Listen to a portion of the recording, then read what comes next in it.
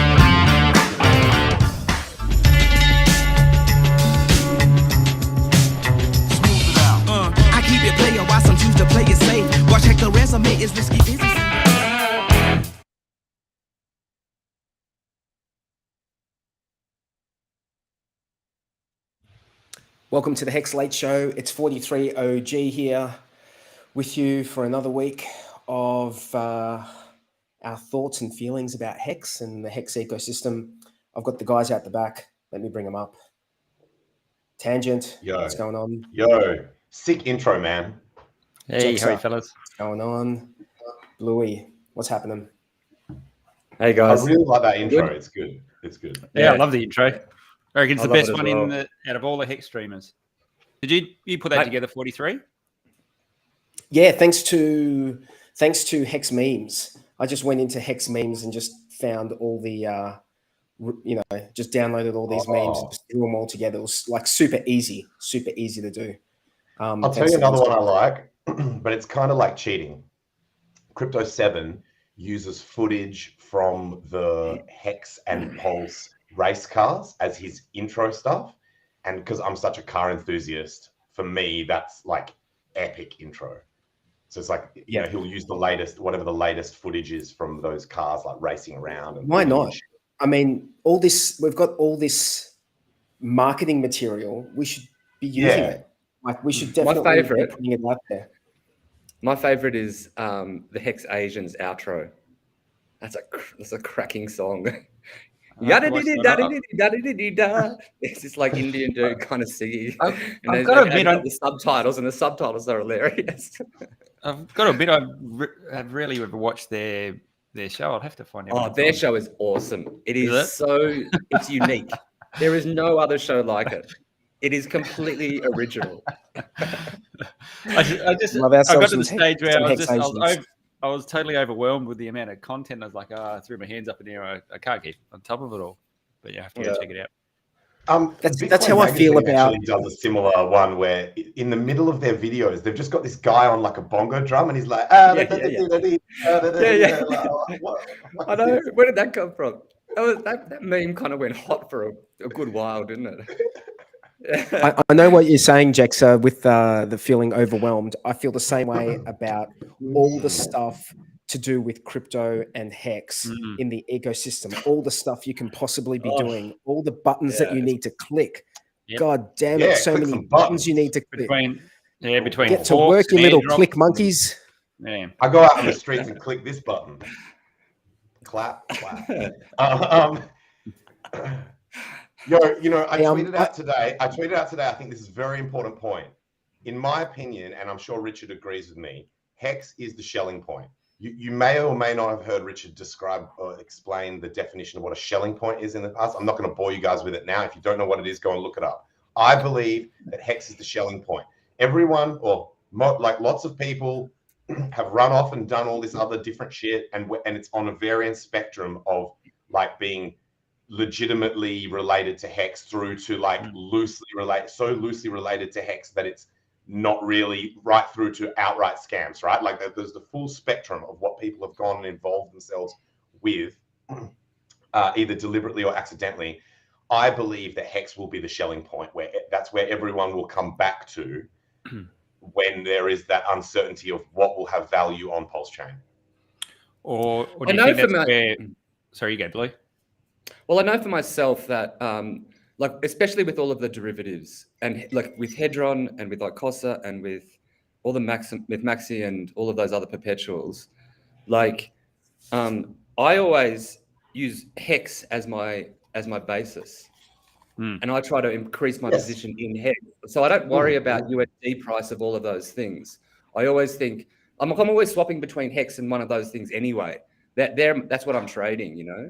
Absolutely. But I'm not the kind of person who likes to kind of take big risks on USD or something like that. I don't know. I don't like to hold it too much. Yeah, I think there's good reasons to hold it, especially like when you're in uncertain times like we are now. We haven't got a clear direction either way in the market. It makes sense to have a little bit of dry powder sitting there.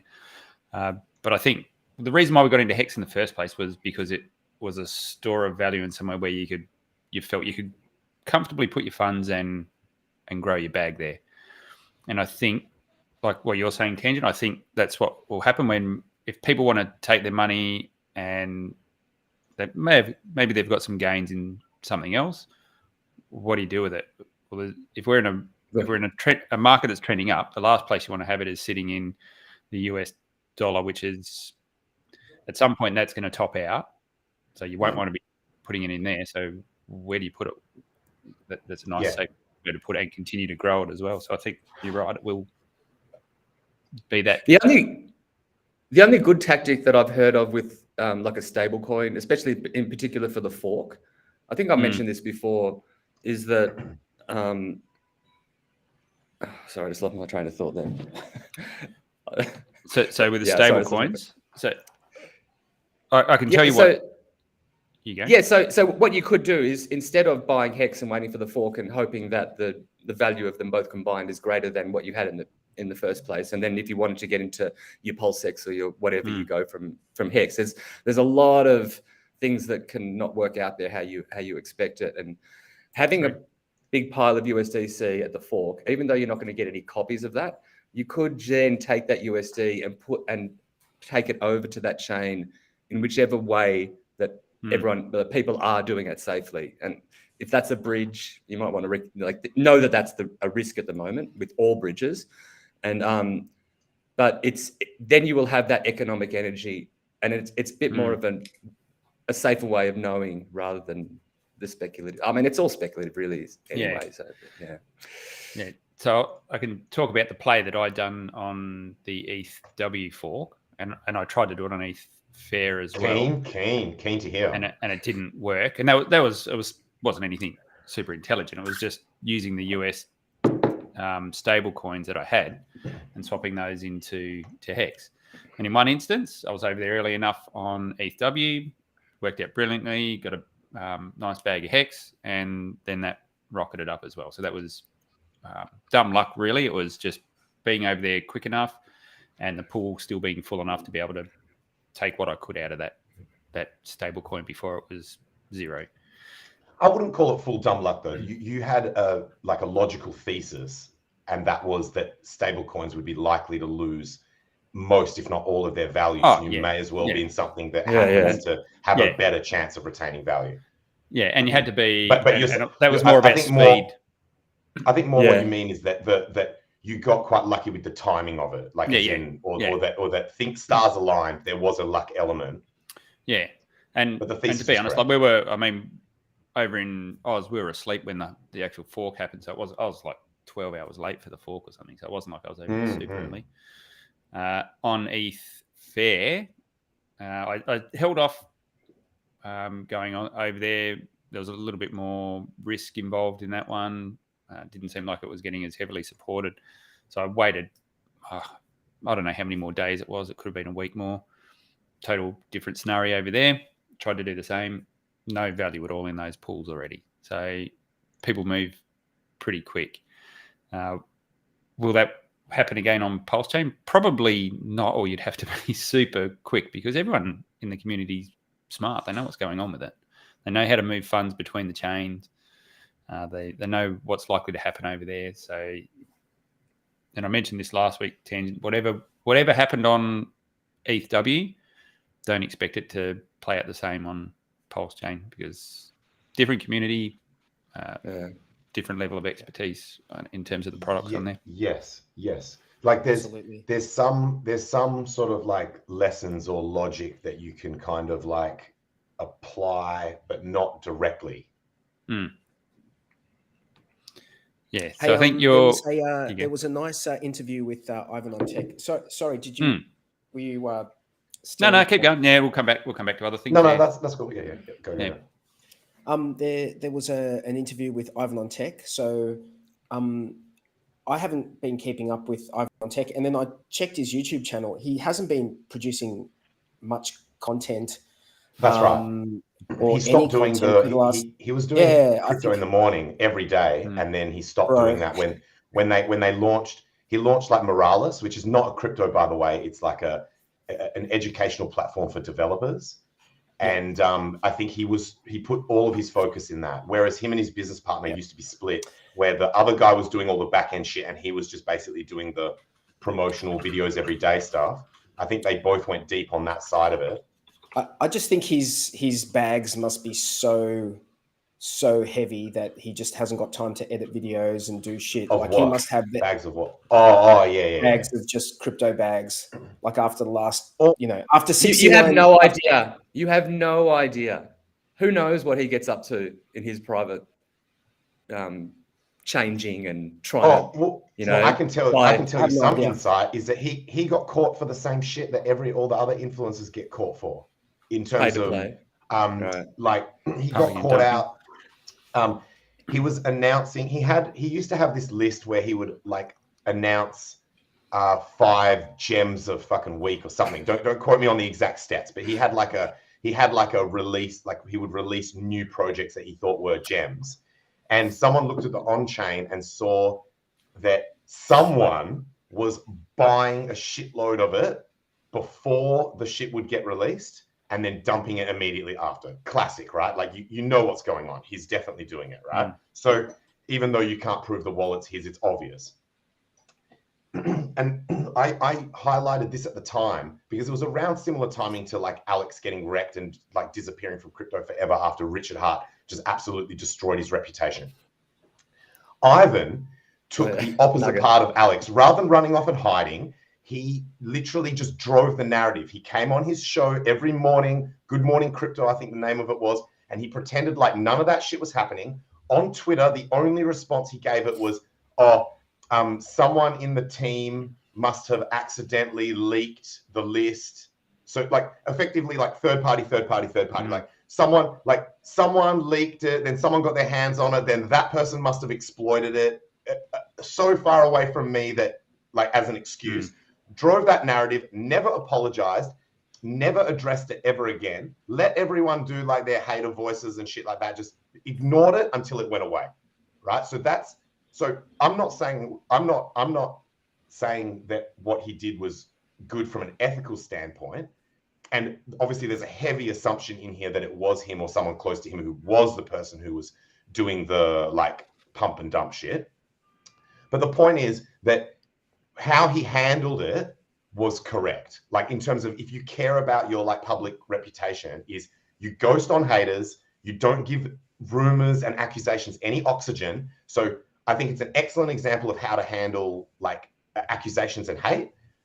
Unfortunately, in that case, it was theoretically unethical what he was doing, but you could do it if you were ever in an ethical situation where you're like Russell Brand or you're Joe Rogan or you're someone who speaks truth to power, and there's like a group of people who are attacking you.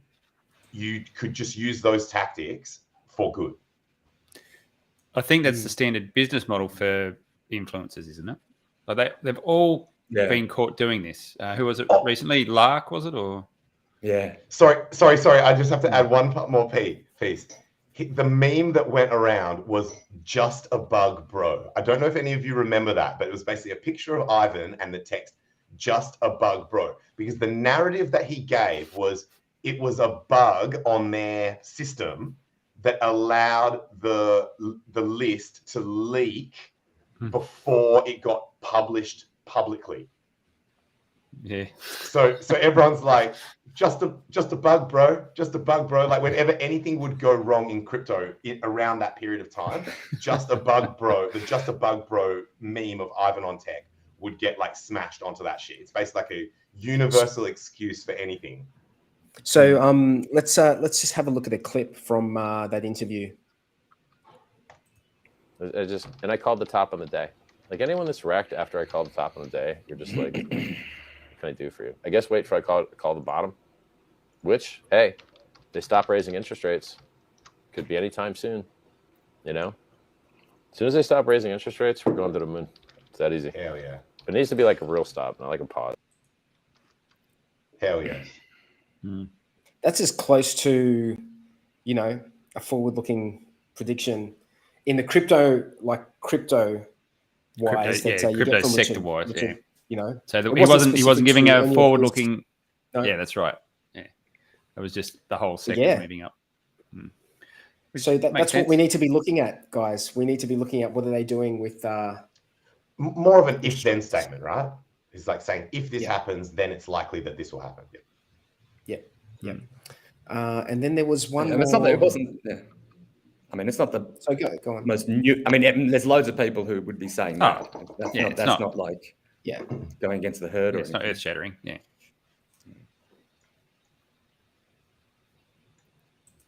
If it's a Netflix original, cool. But as long as it gets views, cool. It's out of my control. Like I can't. Nothing I can do about it. But these guys are smart, man. They're Emmy Award winning. So like, if you've seen the previews, they're really good. I mean, I've seen the whole film. It's good, man. And I got high standards. And having me in a movie sucks because I suck. But like the movie's still amazing. So like these guys did a great job. Hey, look, fat old guy spends his money. No, that wouldn't make a good film. So these guys did a great job not making it that movie. Yeah, and how is your weight loss? I remember you posted a lot about. Is that the kind of stream it is? We're just gonna stab me in the heart right here. No. I have the same problem. I have the same problem. In the heart, stabbed in the heart. I love it. That clip made me laugh. That made me laugh because it's actually, you know, we see he can be very harsh in what you see on Twitter or some of his comments, but when you see stuff like that, you see the human side of Richard Hart, and I thought that was very funny. Wait, at the risk of sounding like I'm shilling Crypto 7 a lot, Crypto 7 actually has a video where he goes through and watches almost the whole thing or skips to different spots and makes comments about sort of interpreting what Richard is saying, reading between the lines and trying to give the interpretation to what he believes that Richard wants to say but can't for various reasons, including SEC bullshit and shit like that. So I think for anyone who hasn't seen that video is worth watching. Actually, can I ask you guys a question? Because the whole thing like of changing over to forking Ethereum as opposed to BSC, like I just thought like whatever, okay, no big deal. Like go for the better one. That's such a no-brainer. And then everyone kicked up this massive fuss, and I was really curious. Like I didn't quite understand what the big thing was. But I'm just also like now I'm kind of going, is it still going to be a delegated proof of stake? Or are they going to turn Ethereum into a delegated proof of stake? So it's going to be literally like Ethereum, like where there'll be thousands of miners, thousands of validators, and validating pool. Well, we won't need pools though, will we? Because everyone can. We don't know. We don't know what's going to happen, man. We don't know. We don't know if it's going to be 32 pulse. We don't know if it's going to be 32 pulse to be. Oh, that'd be crazy. Well, you could just run it up on your laptop if you wanted to do that, couldn't you? Because you wouldn't be. But you'll get outweighed. Yeah, the general takeaway was we're going to change. This is how I interpret it. We're going to change as little amount as possible, and we can tweak things along the way. There was a couple of mentions about maybe gas improvements and maybe timing. It sounded like Richard didn't want to even change the 32 requirement, but I think that's crazy if he doesn't. I think after someone a million posted, times, someone posted a link on Twitter, and I don't know whether it was one of you guys or someone else, and they went through the technical reason why 32 was chosen. And there is a legitimate mathematical reason why it was chosen. Interesting. So yeah, and it had to do with the Ethereum, the percentage of that 32 ETH out of the Ethereum supply or something, or yeah, it was. I'll screw it up if I try and explain it, but it's yeah, I won't even go into the details of it because I don't understand it well enough. It was when Vitalik talks about this stuff, it's next level, man. Like he's speaking another language, but it's something to do with slots or something. So it allocates so many slots, and if and that's just seemed to be the magic figure where it was this nice balancing point. So I think we are going to need to change balancing between what, like available validators, and apparently the validator pool, it gets carved up into smaller groups, and those groups need to be able to communicate and then communicate between each group when it's doing all the processing. And this, if you have too many validators, that processing is too much overhead, and it'll cause reorgs and things like that, is my understanding. So you've got to bring that pool down to a more manageable number where it sort of balances the system a bit, loosely speaking. Like I said, it's very deep on the technical. What I personally took away from what he said was he definitely does not want to do anything that would prevent the ability to adopt future improvements on Ethereum proof of stake to be able to be easily integrated into Pulse Chain. So I think he's willing to tweak parameters, because he did mention that there would literally be some changes that they were already looking at, like block stuff that would just like scaling improvement shit, like layer 1 scaling stuff that he was willing to kind of play around with. But he sounded like he didn't want to do anything that would take us on a path that prevents us from being able to adopt easily those improvements. Yeah. So I thought that just on the question you have, Bluey, what do we think about this? I haven't got a problem with it at all. I think it's the right move if you've got audited software.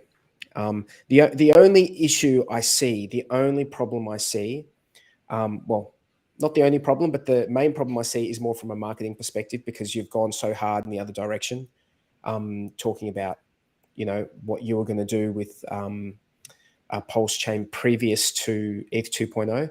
But now that it's happened, you pivot, and look, crypto, the ecosystem is it's pivots so quickly. Everything's, I mean, in a couple of weeks, everyone would have forgotten, it hasn't released anyway. It's important to change as the world changes. Yeah, as that's right. The situation changes, you've got to, absolutely. Yeah. The reason why they were forging ahead with the BSC protocol was because proof of stake didn't exist on Ethereum, and they didn't know when that was going to exist. Obviously, that came to market a lot quicker than what we're expecting, or before they could sort out the problems on Binance Chain. So I think that's the smart thing to do. I actually wanted to just get your guys' thoughts on, from a centralization, decentralization point of view. Do you think it's better or worse than what we would have had on Binance? Like when you're talking about DPoS and the validators. It's an interesting question, isn't it? It's a really interesting question, because they're two different security models. In one model, you have like tons of people, and if people are attacked, it's not going to affect because there's tons of other people. But in the delegated model, you have these centralized people getting those slots. And if a government comes along to one of those and says you have to stop, that person just stops, and somebody else is in there to replace them. Hey? Well, even from a delegator point of view, so if you're delegating, we had some pretty significant wallet sacrifice as part of the sacrifice process. Assuming they get an airdrop of tokens, they would have been able to probably take all the slots. Right. Yeah. So I think it's actually I think from a decentralization point of view, we would be able to see that though, wouldn't we? What? No, you would no, because they would, if they split up their wallet. I guess you could, if you really wanted to follow it. You'd have to track it back. Yeah. That's what I'm saying. It'd be on chain that they're doing. Yeah, but someone basically would have enough to, within the first couple of wallets, they'd be able to vote out any delegators that they wanted to. Obviously, you got OA that could step in and protect that, which I think is the reason why it was there. I think it's a better result going to ETH2's protocol. I think it'll mean a lot more validators can get spun up.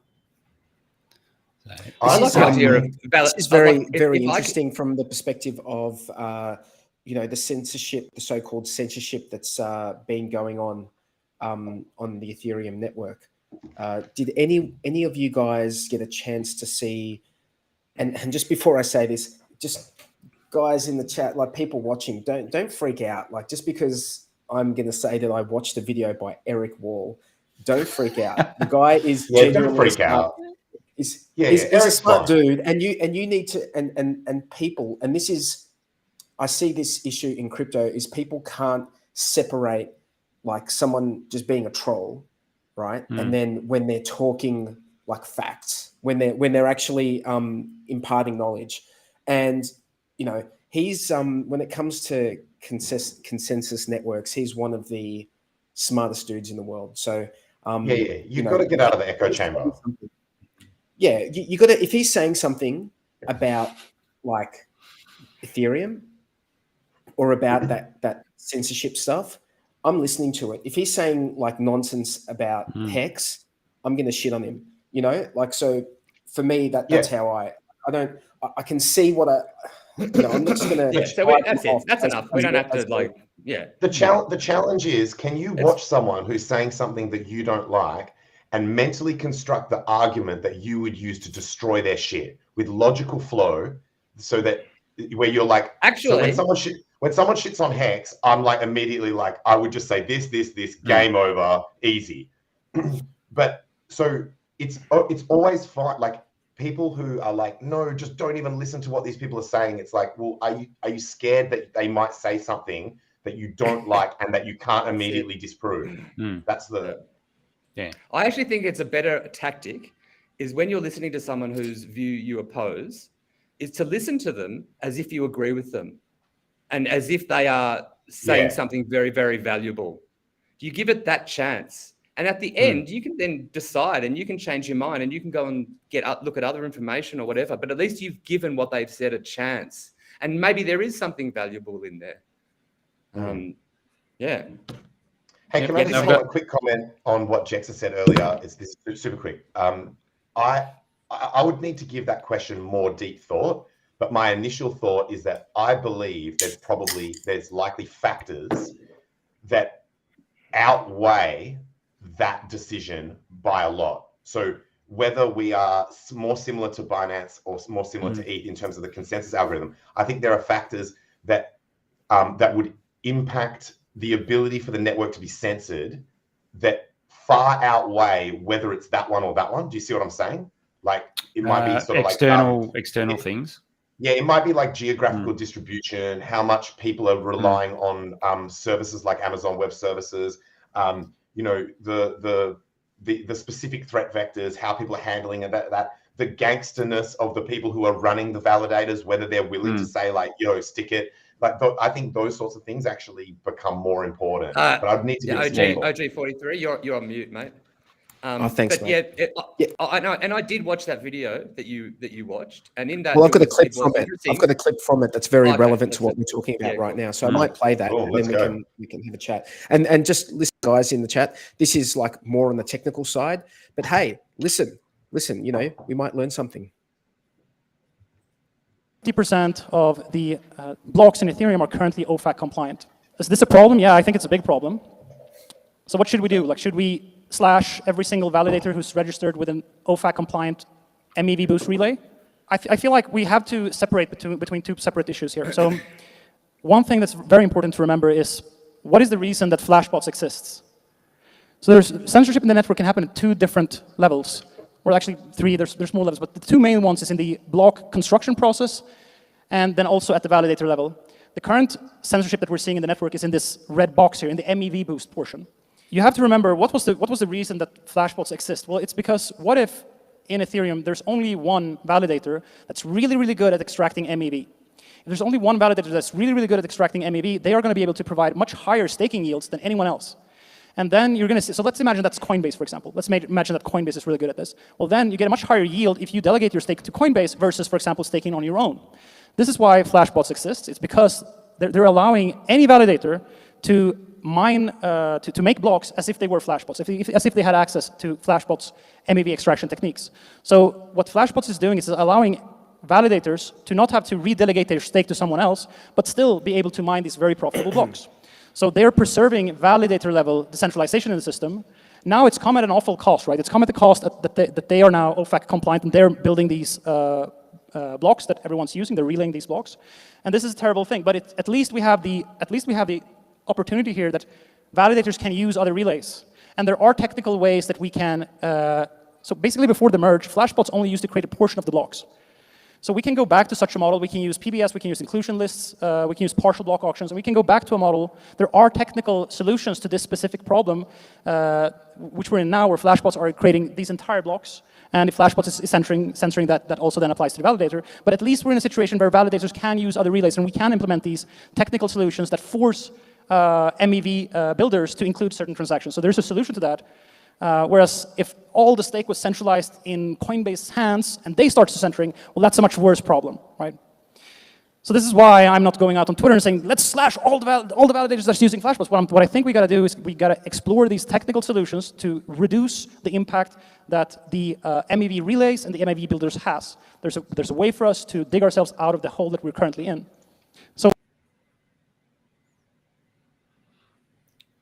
So that was just that was basically part one. So he was talking. He said at the beginning that there were what did he say? He said like 3 elements, but he's only covering 2. So the other element we don't. He hasn't mentioned it in this talk. Well, I think one's the builder of the MEV, yep, and one's that's the one. of the MEV. So yep, that could be there was another one two things, that he said. One thing. No, that's what I think he was saying. Was there's 3 things, or you could just say there's 2. If you, the MEV booster. Yeah. But he did go on later in that talk to say as well. I've got another video that goes on from there pretty much. It's about the validator, because I mean, this is what I got out of that. That he's saying that there are things that they can do with the way things currently are right now. There are things that they can do. But if it's the validators that start censoring, then that's when they're censoring other validators who have allowed transactions that they want to censor. That's where the issue. Yeah, so at the moment they're at arm's length because the MEV bots or relays are giving them that bit of distance where they're basically doing the heavy lifting and making sure everything's compliant. But if those relays weren't, I'm sure as shit the US government would be putting pressure on the actual validators if those blocks were getting processed. The more pernicious problem here, which is what if the validators? So even if we have a bunch of different relays that all create very profitable blocks, and the validators can choose between those blocks, but what if the validators themselves, they want to censor the network? They think that it's their mission to make sure that Ethereum is OFAC compliant. So what you have to recognize here is that there's 2 different ways that the validator can think about this, and there's 2 different forms of censorship. So the first one is that you basically just filter transactions. That the transactions that you include, you make sure that no OFAC compliance get into the chain. In this situation, even if 99.9% of the validators do this, as long as one validator in the system does not do this, that transaction still gets in. So this is bad. I mean, 50% of the blocks in Ethereum being OFAC compliant is not a good thing, and we have to monitor that, and maybe we got to do something serious if it reaches 90%. But there's one attack that is much, much worse, which I call a censorship attack, which is where validators refuse to attest to blocks, other validators' blocks, if they include such transactions. So this would result in a system-wide censorship if validators decided to do this. And I think this is the one that we should treat equally as if it was a double spend on the network. If we see anyone doing reorg-style censorship in the network, that results in system-wide censorship, and that's what we really, really got to charge our laser-eyed sharks for, right? This is the most pernicious attack. I still don't think that it's a... Yeah, so when the US government announced these measures, 50% of the validators freaked out and went along to be that OFAC compliant. Ironically, the SWIFT network isn't OFAC compliant because the SWIFT network is a messaging network for all sorts of different jurisdictions. And so it's actually impossible for it to be compliant with all of those jurisdictions. So what the governments now are trying to do censor more than Swift. But the thing is, it's not going to work because, I mean, all you need is one validator. As long as the other validators aren't censoring each other, that's when the shit show happens. But if there's only one validator, like everyone can be compliant, and then you can have your validator in Hungary or in the jungle in Africa or whatever, and that's taking anyone's things, then it'll go into the system. But if all of those other people start censoring those kinds of people who are putting in non-OFAC compliant addresses, then it'll turn into a shit show. But it comes down. It comes down to an economic thing, though. So if you're a Coinbase and you're able to control the vast proportion of blocks getting produced, and that's your revenue stream that you're giving to your people that are staking with you and so forth, and you've got a choice, either lose your revenue stream or censor blocks, they're going to censor blocks. Censor other validators, you're saying? But isn't that an issue just for people in the jurisdiction that yes, you would think so. By OFAC, yeah. Yeah, I don't know how far that stretches. Like if you are outside of the US, but you're processing a block that is sent to someone in the US or something like that, does that mean you've crossed the boundary at that level, or I don't know? The real question is, I feel like there's plenty of countries in the world. Then it becomes under their jurisdiction. Like the US is like loose as shit with what it becomes under their jurisdiction.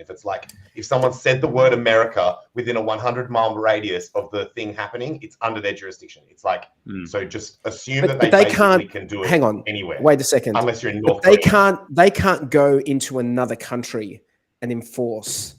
Like, so if a validator is in a country that doesn't, how are they going to go into another? Hang on a second. Wait. What happened to the guy in Netherlands? Exactly. That was that's the Dutch government. That's not what we're talking about, right? Yeah, we're talking about something else.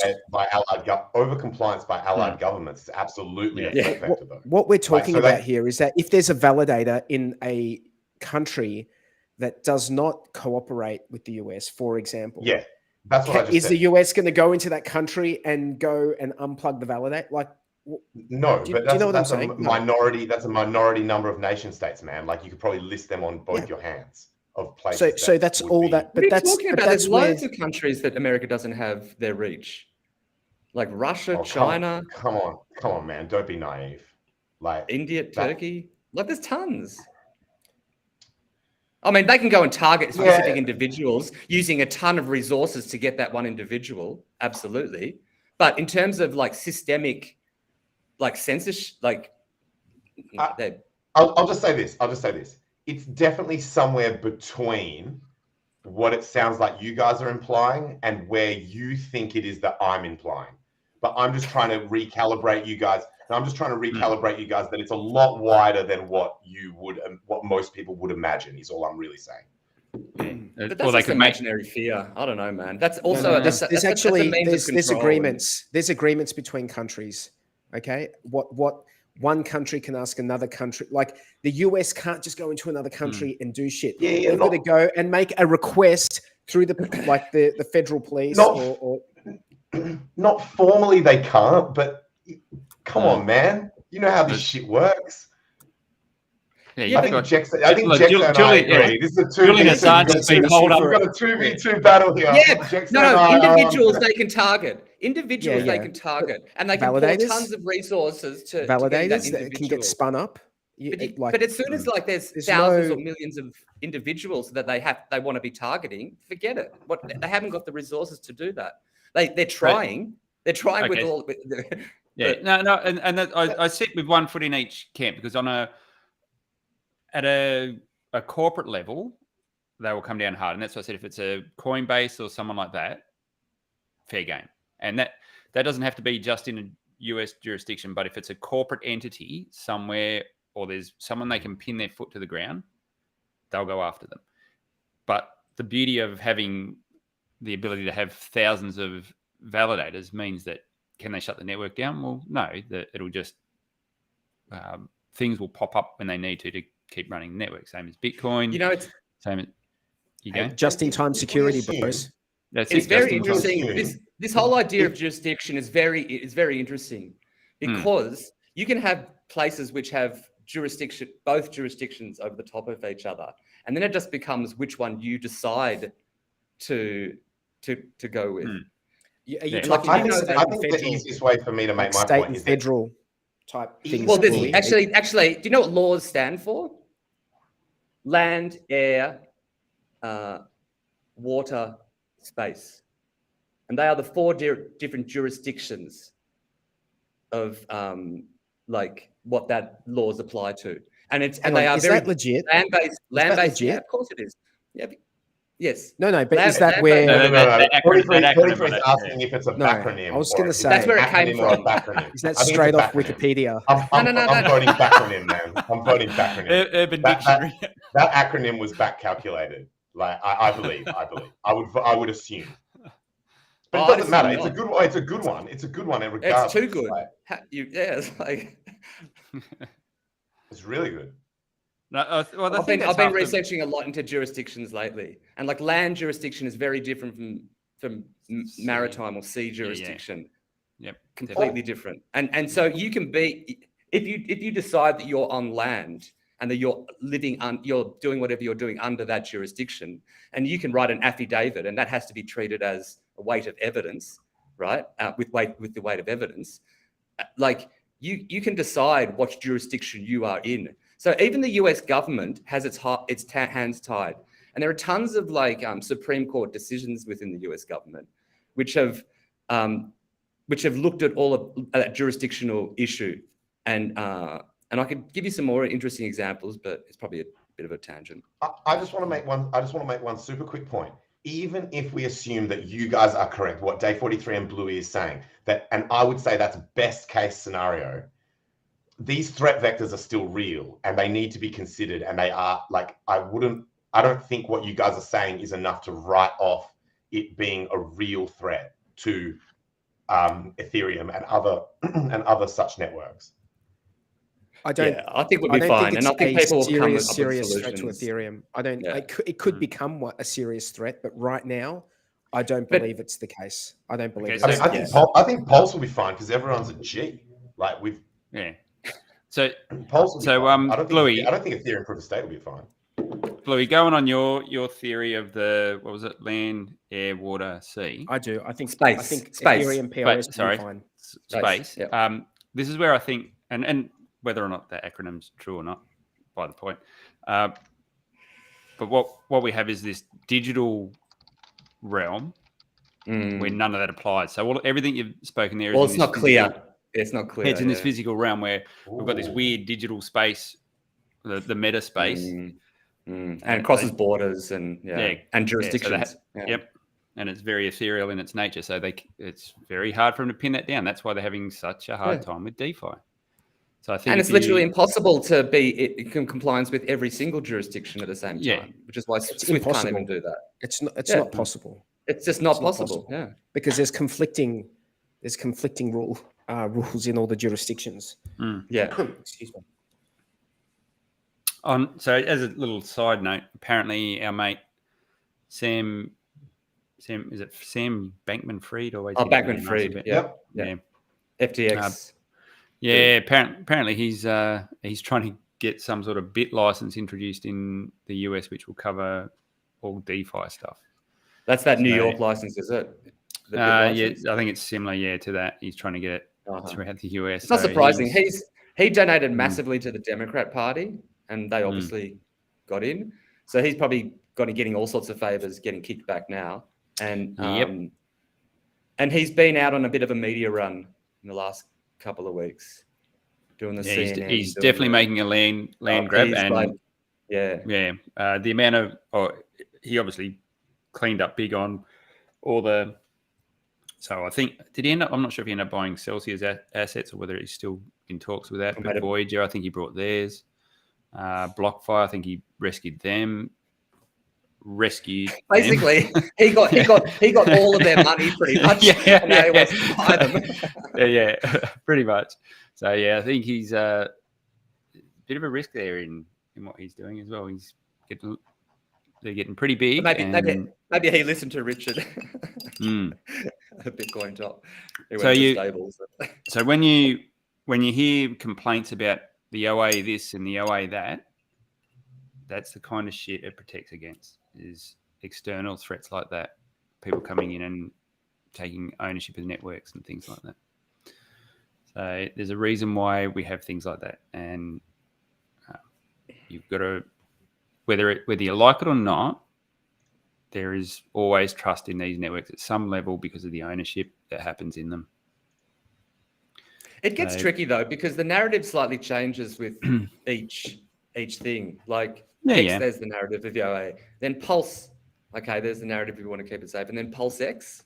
Does that Pulse X also, OA also sacked for that as well, didn't they? Yeah. So they also have most of that as well. Yeah. I think that's, was that necessary?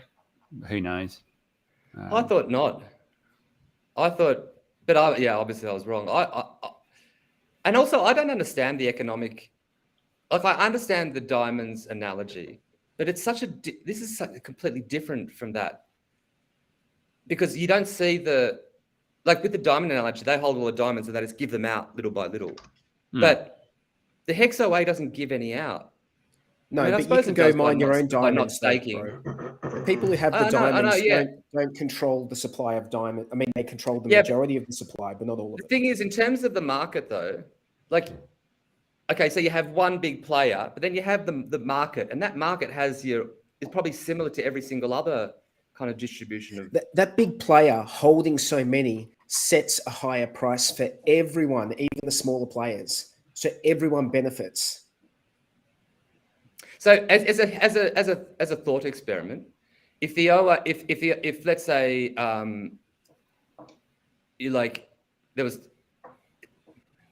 somebody thought that it was limiting HEX's growth, having this narrative, and so they decided, okay, we're going to create a contract, and we're going to go put all of the HEX, which is 50% of the supply, into this contract, and comes out in 10 years. Yeah, do it. Gee up. How would that affect the HEX price, do you think? It would have to go up. Well, as in upwards, if anything. Well, the only way it would affect it is if you're looking at yields and things like that. But it's the same. Like the yield's the same, because if he just puts it in a contract, which it's frozen for 10 years.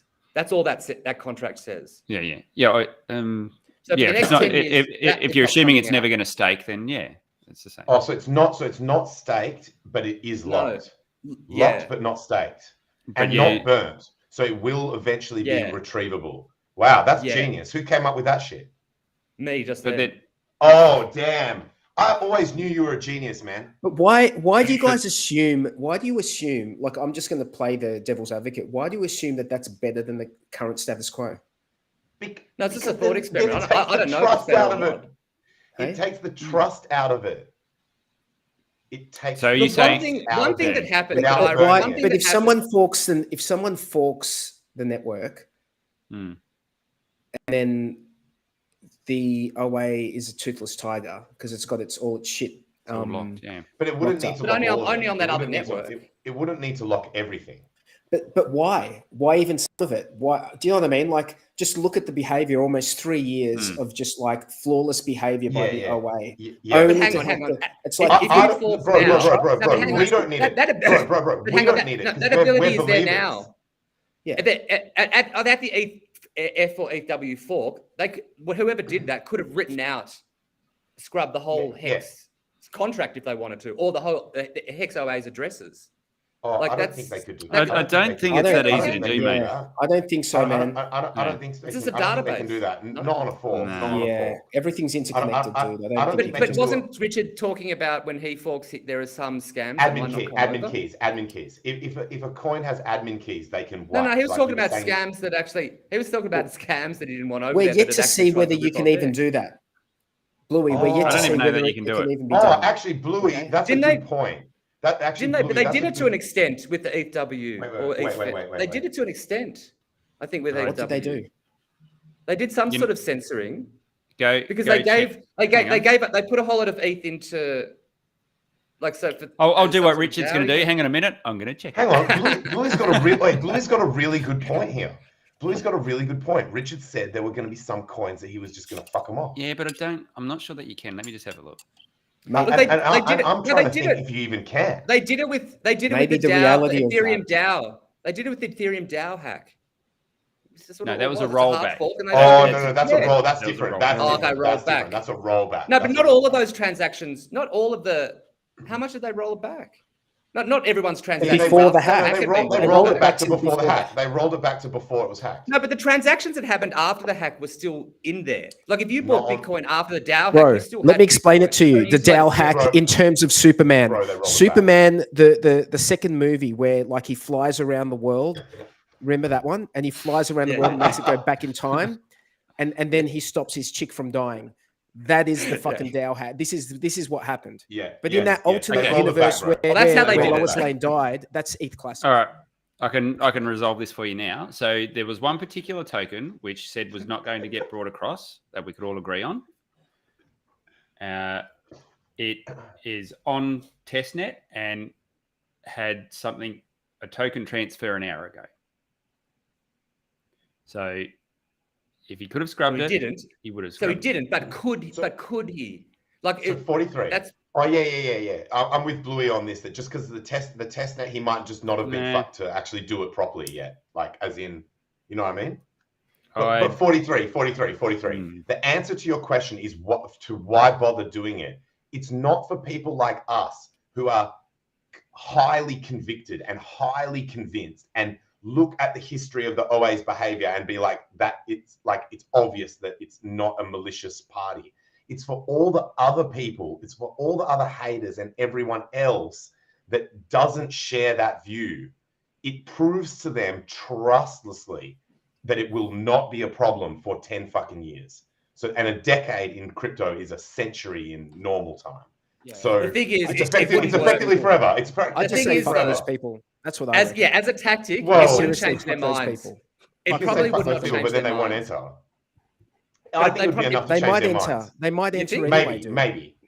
Yeah. Sorry. Actually, it's uncertain. It's uncertain whether it would be enough to change their minds or not. If they're convinced that HEX is a scam, they might not enter anyway. I think they're seeing everything through that lens. And in fact, in that talk that Eric gave, there was a guy who asked a question, and before the question, he thanked Eric for dealing so well for calling out Richard the scam of HEX and all of this kind of stuff. And it's just like, and he was a professor at a university, and like, fucking so clueless, eh?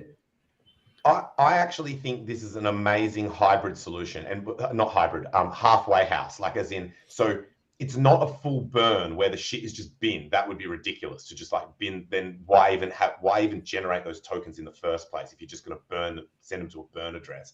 But it shows the dedication level. I think it's a great idea. I do not. I think it's a terrible. I'm with. Okay. Well then. But then counter it. So you've asked us what the benefit of doing it would be. Hold up, and we've said the benefit would be convincing haters. Now you counter it. That's yet to be. That's yet to be determined. That's yet to be determined. No, but the disadvantage is that you're assuming that the outcome is going to be that, and it may not be. Like you're assuming the hate will find something else to latch onto and hate on that shit. But then you'll be then you'd just be back at neutral. It wouldn't be a bad thing. Then why do it in the first place? What neutral? Why do it in the first place? Bro, just let them deal with what it is. I'm gonna crush you, bro. I'm gonna crush you. Crush me, please. Bro, I'm sorry. Please, I'm sorry, bro. Please I'm about to absolutely crush the shit out of you. Do it. If there's something that you can do that has a potential positive and worst case scenario is neutral, no brainer, dude. You fucking do it. So prove to me that the worst case scenario is neutral. Prove to me that the worst case scenario is neutral. Because the haters. Possible negative, someone forks the network and then the OA is a toothless tiger.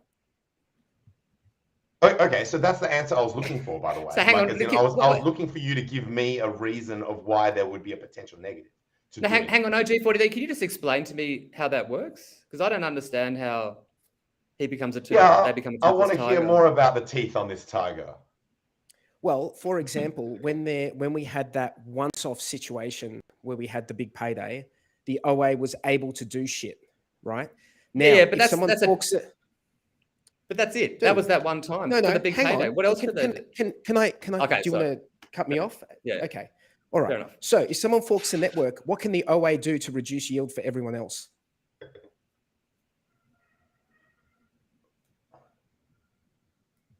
They could stake on that forked network and fuck everyone up on that network that is not supposed to be there.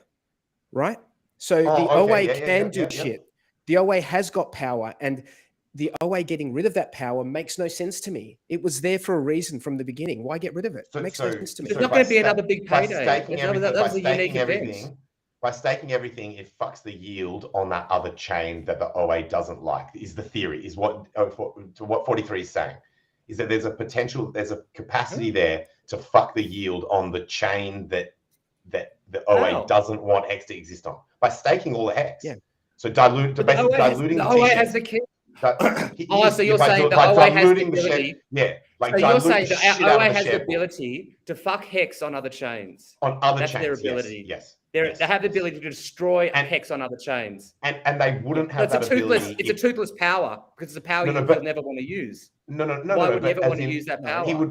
The OA would lose that power if it did what we're suggesting. But why would he ever use it? The time lock contract. If the OA doesn't like the chain that is being forked. What scenario would that be where he doesn't like a chain which has HEX on it and he? So, bro, did you destroy me? Did I just get destroyed? Someone, please tell me. Am I destroyed? Scam chain. No. The thing that I destroyed you on was if it was neutral to positive, then it's a no-brainer. But you eventually gave me the negative, which was all I was asking for. And now I accept what you're saying. So once you gave me the negative, once you gave that negative for a negative outcome, then now I destroy you. So sorry, that negative is now I agree with you. That negative is a paper tiger because I can't even in an parade of imaginary horribles. I can't even imagine a scenario. A scam chain, bro. A scam chain. What's a scam chain? What's a scam chain? L1. A scam L1. What's that? No, sorry. Joking. A scam L1. Like, so say someone. Okay. There was a rumor going around where Saudis were gonna like fork Pulse Chain or some shit.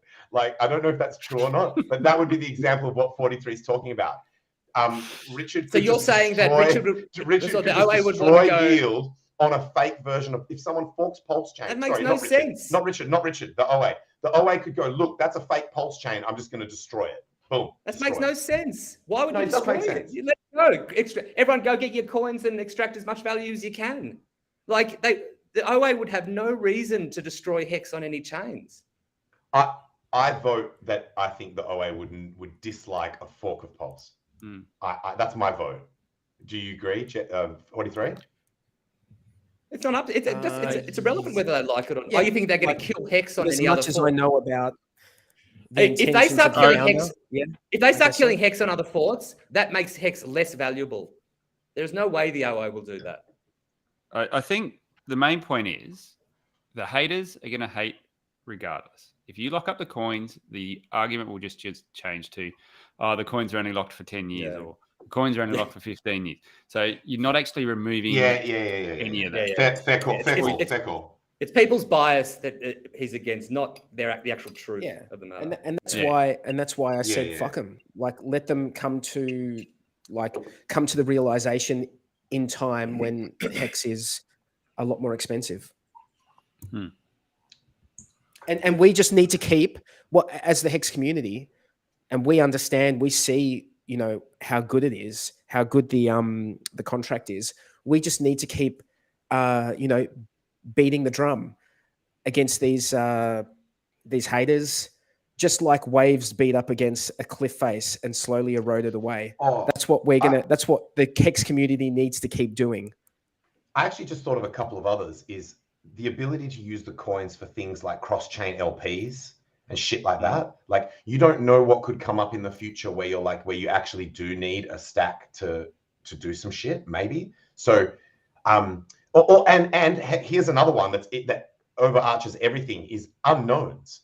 Like, say the OA went and did that. I know I'm like arguing against myself here, but say the OA went and did that shit, and then something comes up that no one expected, and you're like, oh fuck, now we actually need those coins to counter this particular issue, and they're locked for 10 years, like literally trustlessly in a contract, gone. We can't fix this issue for a decade. So, okay, I know it sounds like I'm changing teams, but I'm just thinking through it logically. And look, it's adding more contract. It's probably a dumb thing for the OA to do because it's adding more contract risk, which is unnecessary. I liked the idea initially. Just for marketing purposes, it's not a very good marketing idea. I liked the idea from the demonstration of trustlessness to basically say, okay, you guys have got a problem with one person or one entity owning a majority of the supply. Boom, here you go. Here's code that you can audit that says I can't touch the shit for 10 years. Boom, there you go. Now shut the fuck up. There's another problem. But there's another problem. The problem is from an optics perspective. If you fold to the will of haters, that they're not good optics. They're not going to stop. Another solid point. Especially if they get some sort of success. Yeah. Give an inch, these haters will take a mile. Absolutely. Fuck them. Yeah. but I've enjoyed this as a thought experiment. I've really enjoyed it because it's not something that I personally thought of, like as in would have thought of as that intermediate step. Because obviously people are like, we don't want the OA to actually stake it because then it dilutes. But this was an option where it's not staked, but it is locked, which is I still give Bluey genius status for coming up with the idea, even though we've kind of like come to a point now where we've decided it might not be the greatest step. Bro, this is what I love about Bluey. Bluey has got like such a think outside the box way of approaching things. And I really appreciate that, man. I mean, even if half the time I might disagree with it, it doesn't matter. I like that we do, run through the thought experiment. Absolutely. Just as a 100%. A bit of a segue. So on Richard's conversation with Ivan, it's the first time he's dropped about OKX as well. Is that true? He hasn't mentioned it by name, has he? I think I've heard the name somewhere else before. But yeah, he doesn't mention it a lot. That was the first time. Well, he's not sure he's not sure they're going to come through. It's like wait until it actually happens, Yeah, but he's never dropped. He's never really name dropped. Yeah, that's true. He avoids normally. Yeah, but I think he did mention it once. So I read it somewhere or something because I had heard that before ages ago, a while ago. Yeah. So they've been very quick to support the ETH forks as well. They're an okay exchange, like they're from a point of using them and the like. What I'd suggest is, and without trying to cause a rush on OKX, but you might want to get an account set up there prior to any forks happening, just in case you need it. Because if you've got 100,000 hexagons all trying to set up an account one day, you might struggle to get one. But if that's going to be a play and you're going to need to be bridging value, you might want to have a look at that. Just as a bit of a heads up. Get those selfies ready. Yeah. And I actually, I don't know whether you have to. Yeah, I don't know whether you have to KYC on that one or not. Not too sure. And then there's the MEXC one as well. They seem to be pretty good at supporting these forks. Also, and you don't need KYC for MEXC. You don't need KYC. Yeah. That one's actually MEXC. I wouldn't leave anything of value on there for too long, but correct. Things flow very quickly, and it seems to work. Yeah, for any exchange, I wouldn't do that. To me, that cost is acceptable. That cost of risk is acceptable to me. To not have to KYC, to have a slightly increased risk of the shit going down, if I'm just using it temporarily. If you're just bridging value in and out, that's fine, I think. Yep. Well, that's the thing. You can do it in batches. You can do it in batches. Sexes are essentially bridges. Yes. And yes. at the moment, that's Very the big similar. problem in DeFi is we don't have a trustless bridge. And that's HEX all over. I think that's what I said. Over the place, I tweeted about this. I tweeted saying a bridge is like a bridge and a CEX are quite similar in terms of how they operate, because most of the bridges that exist right now are trusted. So, but you're adding tech risk into the tech stack. You've got like bug risk and like the person being a scammer and shit. Whereas obviously that exists in centralized exchange as well. But I think if you look at the risk profile and you compare them, I think a centralized exchange is more incentivized to not scam, because a centralized exchange is actually making quite a lot of money on fees. Whereas a bridge doesn't actually make that much money on fees. So their incentive to just rug everything and steal all the money is actually much higher proportionally to their future. And also, like with a centralized exchange, they're burning their rep. They just the exchange goes down if they rug. Whereas with a bridge, they can just rug it and then just create another bridge because it's all anonymous and shit. It's not registered or anything. So in some ways, I think a centralized exchange used like this, where you batch send with no KYC, is actually in some ways is actually better or safer than using some of these untested, unknown bridges. Yeah, and that's so Binance used to be used primarily for that, and obviously they screwed everyone over at the drop of a hat and started KYC accounts. So you'd be very careful. Not Mexico, baby. Yeah, don't leave any funds on there. But yeah, that's essentially Binance is one of the biggest bridges going around because they have all the outputs to all the different networks, primarily their own as well. That's how Binance Smart Chain got so big so quick, is it was just easy to bridge value onto that network from Binance itself. So they were effectively their own bridge to their chain. I have to say I have seen a lot of good DeFi bridges. They seem good to me. Operate well, you mean? Actually, I'm not going to say a lot. I'm going to say a couple that operate. Have you sussed that Stargate? Very, very quickly. I had a quick look at Stargate. From a technical standpoint, I've got no idea. I didn't delve into it that far, but it's got like a lot of contracts. I went and looked at all the contracts, like, oh shit. But they're all mostly stables, aren't they? Yeah. So you mean contracts running it? But yeah, I think there's just a lot of liquidity pools with stable coins, which to me is good and bad. It's fraught with a lot of danger. Like is that EVM compatible? Yeah. If you're going to want, they have to be if you're going to bridge. Yeah, just from a privacy point of view, like that is a massive honeypot where if funds are getting routed through your addresses there, that's a choke point where if they're monitoring that hub, you're going to get a lot of data on people and their addresses. So, I don't know. Just seems a little bit funky, that one, but that's just me being with my privacy hat on. In my experience, the bridges that were created as like official bridges, so where the incentive for that chain to run a good, reliable bridge is that their chain will actually be receiving economic energy, have been the ones that I've found to be the most reliable and like with the least F-ups and stuff like that. So, i.e., when you look at whatever the chain is, they're kind of like official bridge, or the one that they say is that those ones I've found to I've had the least problems with. Well, not Binance. Their bridge was just hacked. That was an internal bridge. That was an internal BSC to BNB. Yeah. So not the bridge that goes chain to chain. No, the internal bridge from BSC to BNB. But that's a cross-chain. I'm more talking about when you're trying to go cross chain. But BSC to BNB is a cross chain bridge, isn't it? Yeah, but I mean, they're like both by the same cunts. Like that's.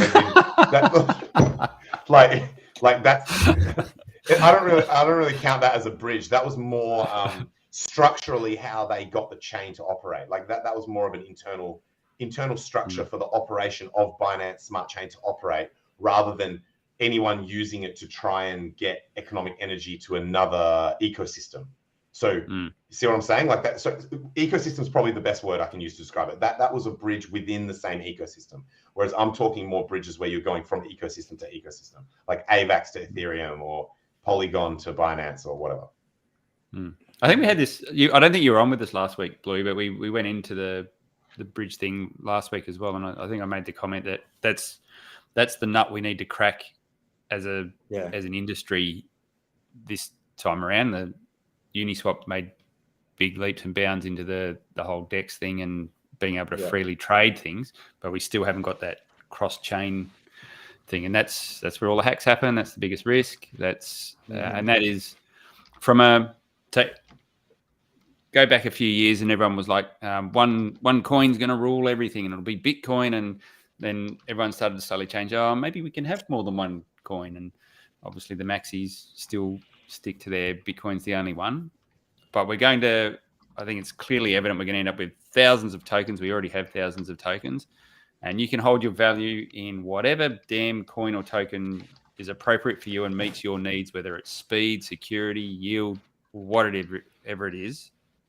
You get to choose where you store your value and how you use it, but it's seamless to use your token to transfer value to someone else that's holding it, and however they bloody want to hold it. So I think once we free that up and we can, there's no friction in moving token to token or coin to coin. That's next level, and that's when things will change significantly in this space. And I think more choices. We'll have more choices. Well, it's just it's not even about more choices. It's less friction, and it's who cares if it's XRP or HEX or we've all got our different flavors of things we like.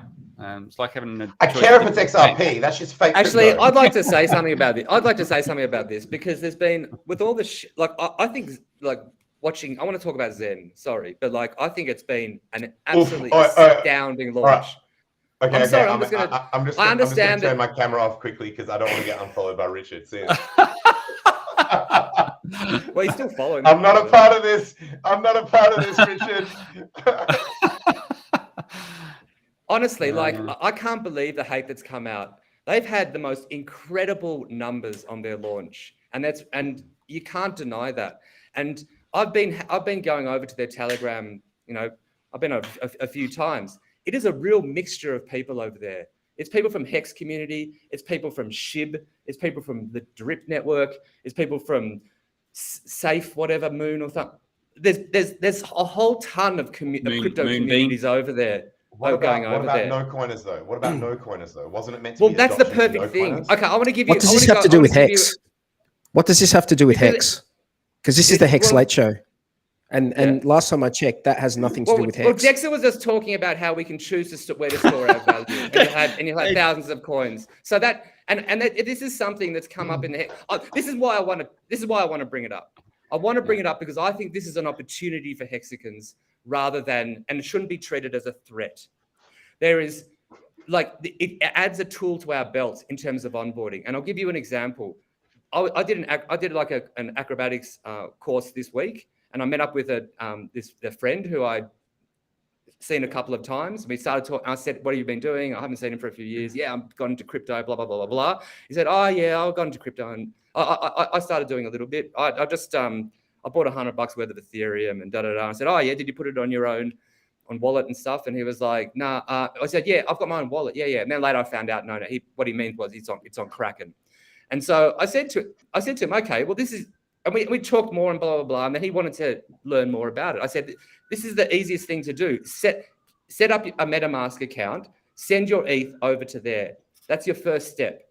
He's already got the ETH on Kraken. Send it over and control your own money. After he puts that over, I'm telling you what I'm going to do. I'm going to tell him, now go and mint a Zen wallet, because that's going to teach you how to learn how to use this. And it's going to also teach you, it's going to get him using it.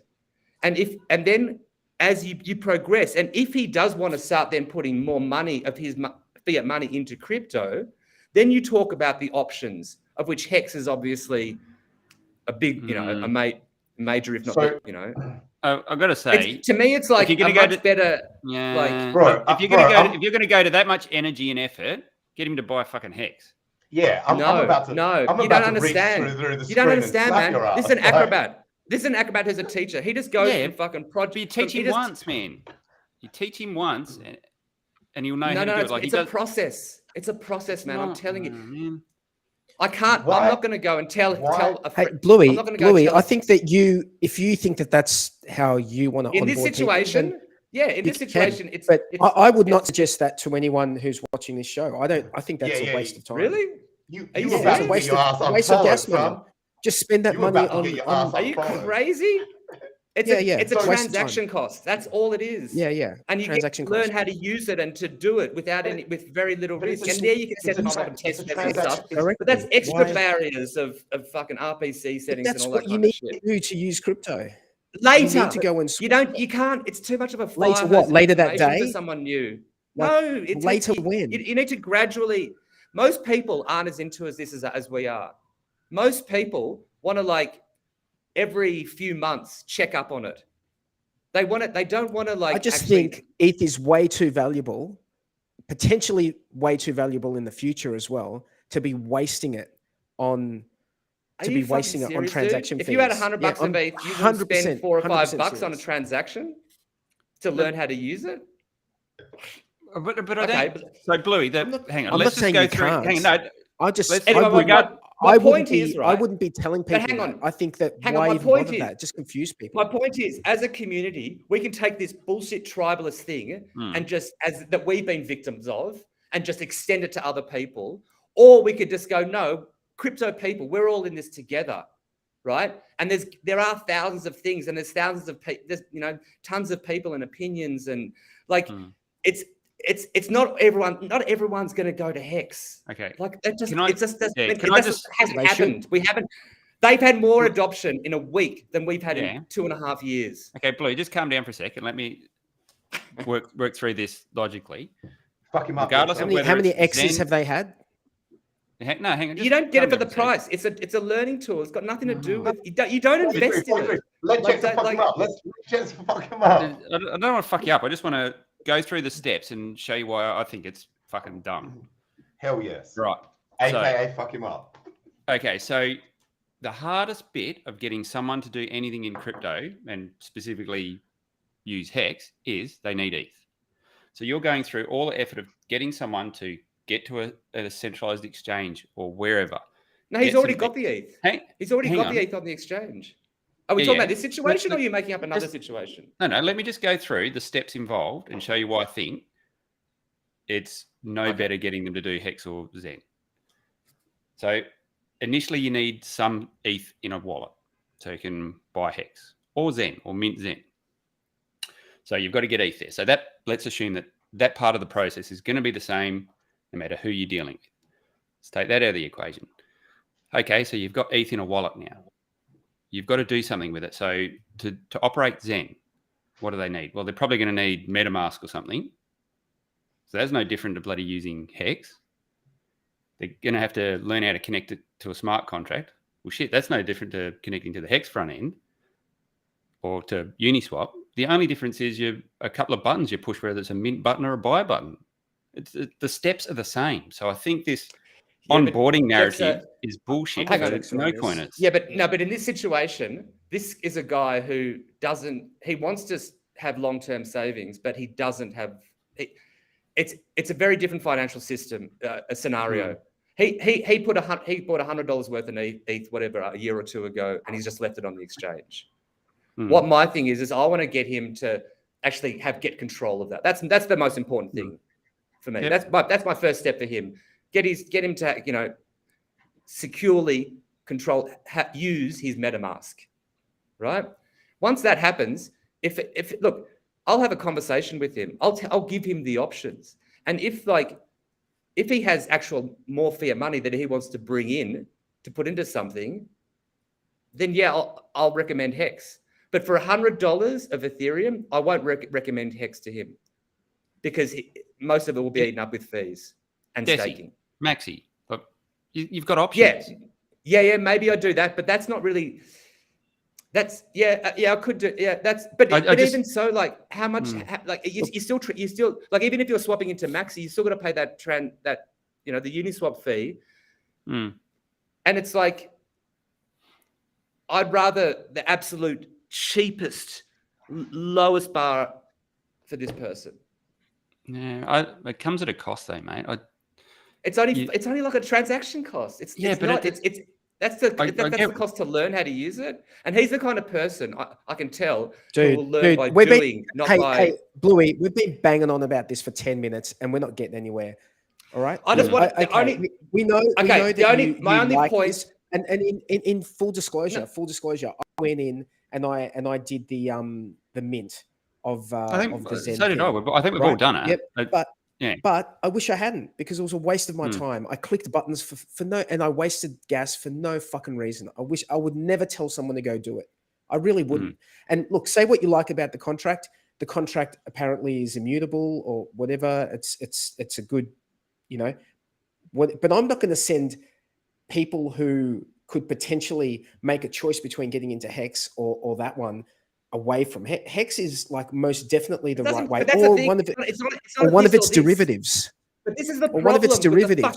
Hang on, this is the problem. It's this tribalist shit. It's not a choice between this or this. There are tens of thousands of these fucking things, right? Well, it's about on this show there is no choice. On this show, there is one choice, and it's the HEX contract. Are you going to censor me again? No. I'm not censoring you. Again? I'm not censoring you. You've been banging on about it for 10 minutes. Like we gave you a good go. Like because I think it's such an opportunity. I think it's such an opportunity for Hexicans, and they're treating it in the opposite to lose. way. How many X down is everyone who's gone? Don't and minted? buy How many it. Fucking that's down? easy as that. Just don't buy it. Don't recommend anyone buying it. But no you're one's down recommending on the buying cost it. of your transaction. I haven't heard anyone recommend buying it. Okay, so How do you know how the future is going to play? I'm going to make one comment. It's not actually. It's like it kind of is related, peripherally related. Maybe it's related. You decide. The Bitcoin maxis were right when they said, "Fuck the kumbaya shit. It doesn't work." Because then you end up and so I'm not making a comment about any specific projects here. I'm not saying shit is or isn't a scam, but I agree with the Bitcoin maxis that kumbaya shit doesn't work, because then you get scammers in your fucking shit, and then it's like, oh, but we're all on the same team. It's all crypto. No, it's not. So now I'm a HEX maxi. Everything except HEX can suck my dick, and it's and the only thing, like, I'm not arguing with or for or against any of the shit that you guys are discussing specifically, but I am firmly stating that the kumbaya shit doesn't work. I'm with Tone Vase on that shit. Kumbaya shit is a high risk. I'm less in that maxi camp, and I know I've been banging on about buying HEX now, but the reason why I'm doing it is not because it's against Zen. What I'm saying is the process of getting someone in is relatively the same. The steps are almost the same, maybe one or two minor things. So I think this narrative of onboarding noobs or no coiners, I think it's bullshit. Now, to your point, hang on. No. How many of those are no coiners? Fuck all. So, but as a community outreach, hang on, let me finish. As a community outreach kind of thing, and can Hexicans speak to other people in the Zen groups? Yeah, sure. But they're not no coiners. These guys are already in. So it's not like you're attracting new people from outside. This is already the crypto world. So to say that it's really great for this onboarding tool for no coiners is not proven. That's my point. Now, I'm not saying we don't engage with other communities, because I think you're right, Bluey. I think you've got to. Like, if you don't build those bridges, like Nerdkel says, then it doesn't do anyone any favors. We are on the same team in some regard. Now, I know Tangent's got a little bit of a different view on that. You don't have to convince people. I'm gonna blow those bridges up. Shit. I'm gonna blow those bridges up. I'm a HEX maxi for life.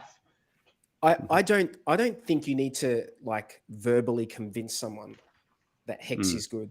I mean, that's what we do every week we try and do every week on this show, right? But I don't think you need to do that. I think you just need to show people the history, and let's see what happens in the next bull run. Hey, yes, the next bull run, this shit could be off the hook, man, completely off the hook. Wait, thank you for reminding me. That was my other point.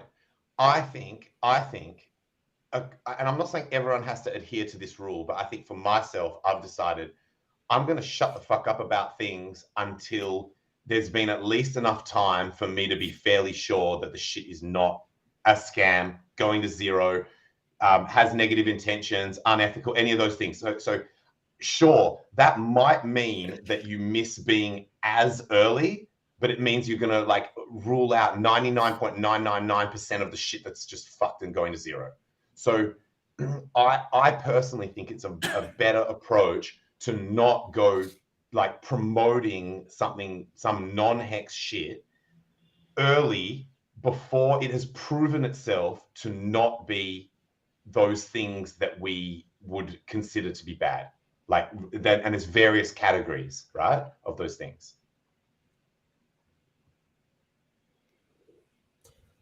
I don't want Bluey to be upset. I think Bluey's. Yeah. Oh, no, I'm not trying to attack Bluey. I wasn't upset. No, I'm not trying to attack Bluey. Like, oh yeah. Yeah. Like I respect Bluey's opinion. I really do. But I just want to bring everyone back to the point. This is called the Hex Late Show, right? Yeah. So and we can talk about derivatives of Hex, like Maxi, Hedron, things to do with Hex. That's what we talk about here. And then when it comes to stuff that doesn't have to do with Hex, like we gave it a little bit of a go, man, but very limited. Like very limited. Like we don't. It's obviously it's been a big topic in the community, so it's. Yeah. I'm gonna gaslight the shit out of everyone. Nothing except all the other projects, they don't exist. Hex is the only shit. All right, that's the reality. That's the reality that you now live in. Those other projects don't exist. It's Hex only. Yeah, but you still believe in Bitcoin, man. Like, shut up. Do you know you're the first? Wait, you are actually the first person to pull me up on that. Because I've been on Twitter in Hex Maxi mode, and I've been enjoying it because I genuinely think it is an excellent time to be a Hex Maxi. Don't worry about the price. Don't worry about whether it's a bottom or not. Right now, people who are like Hex Maxi are going to look like geniuses in not too long from now, right? It's easy genius status that you can achieve. You can forge genius status for yourself in several months by being a Hex Maxi right now. It's that fucking simple, right? And Hex has been around for 3 years. Almost 3 years. Not a single person, when I've been doing like Hex Maxi tweets and shit, which is legit, I'm being Hex Maxi at the moment, has pulled me up and been like, bro, what about Bitcoin? Not a single person until Bluey just said. Don't worry about it, Bluey. That shit's in cold storage. It doesn't exist. I'll gaslight my Bitcoin into not existing for now. Yeah. You don't even know where your words are. It comes back into existence when I pull it out of cold storage. Then it exists again. So for now, it doesn't exist. So the Hex contract has been running for almost 3 years. When Hex came out, I believe Ethereum had been running for how long? 5 years? Yeah, 5 or 6. Was it 14? 2014? Oh, actually, yeah, it was. Yeah, because it's been running. 2014, so 6 years. Richard said we're over halfway. We're over the half of life. Like we're till now over half the life. Yeah. So it's crazy. I mean, 3 years is a long time in crypto. I mean, it's a long time in crypto, and I don't think we should ever deviate from the narrative that, hey, this shit's been working flawlessly for 3 years, and then as time goes on, like very soon, it's going to be 3.5, 4 years. And that's a long time in crypto, and shit's working. It's dog years in crypto, bro. So Hex has actually been alive for like 21 years of human time. Legit. Oh yeah, I'll gaslight the blockchain if I have to, bro. I'll fucking gaslight the entire blockchain until people start acting right.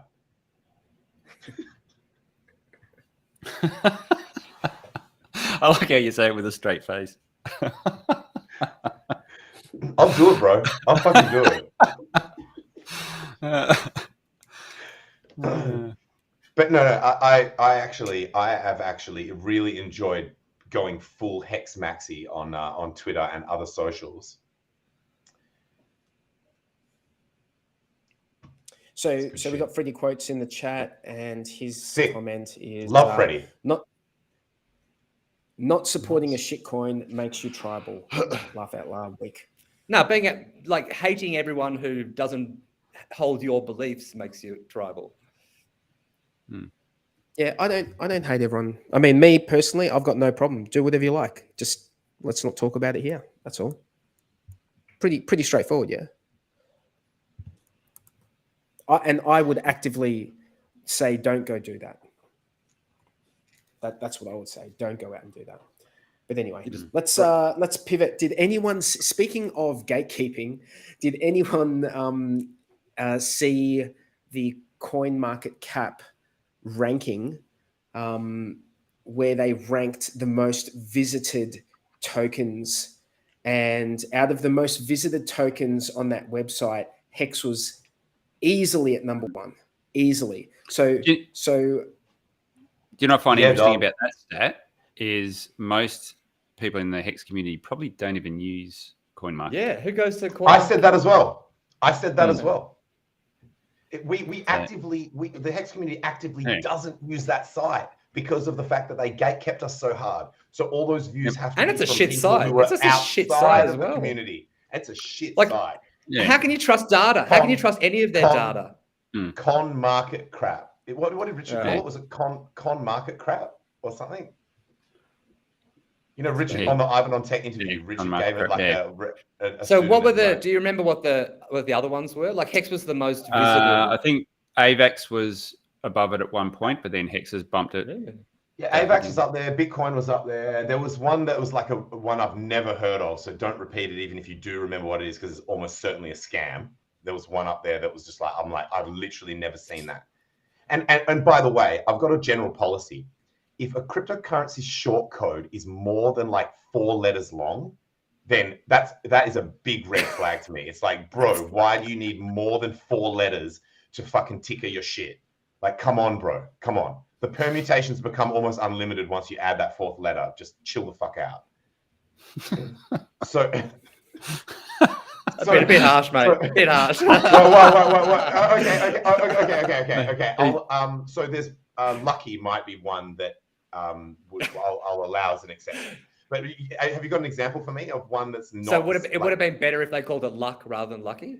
Why not? Yeah, why not? You get the point across, right? LUCK could have been the ticker. Yep. If I'd been on like a decision-making board or something for them, I would have absolutely encouraged them to go that direction.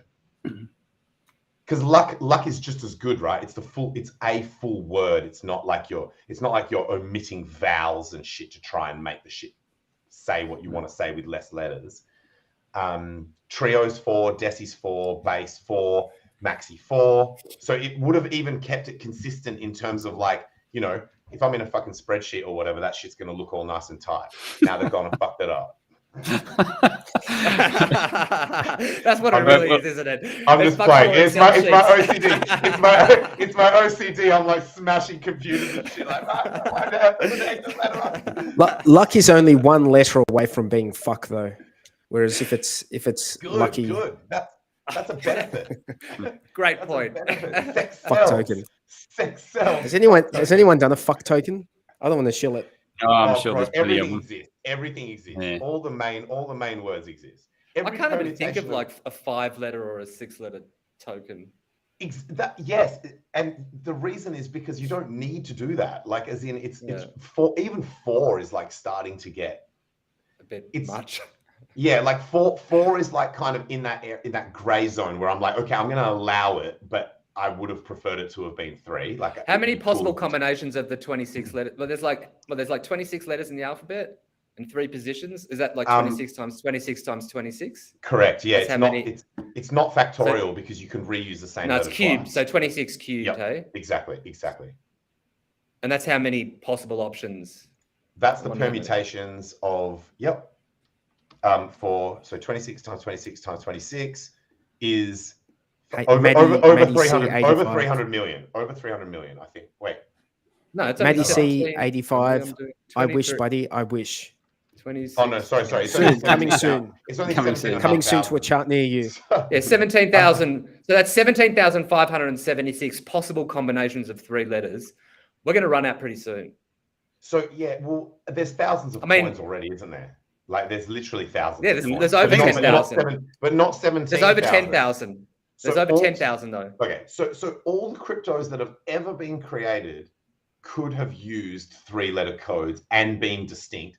Plus, remember that people can just reuse the same code. There's nothing like. But it'll run out. It'll run out soon. If you think that your project is going to dominate hard over someone's taken the ticker, but their project just basically failed and has no adoption, no one knows what the fuck it is, you can take their code and use it and become the like. So I'm trying to think if there's an example of that. There are examples where like someone took a code early, but the project didn't blow up.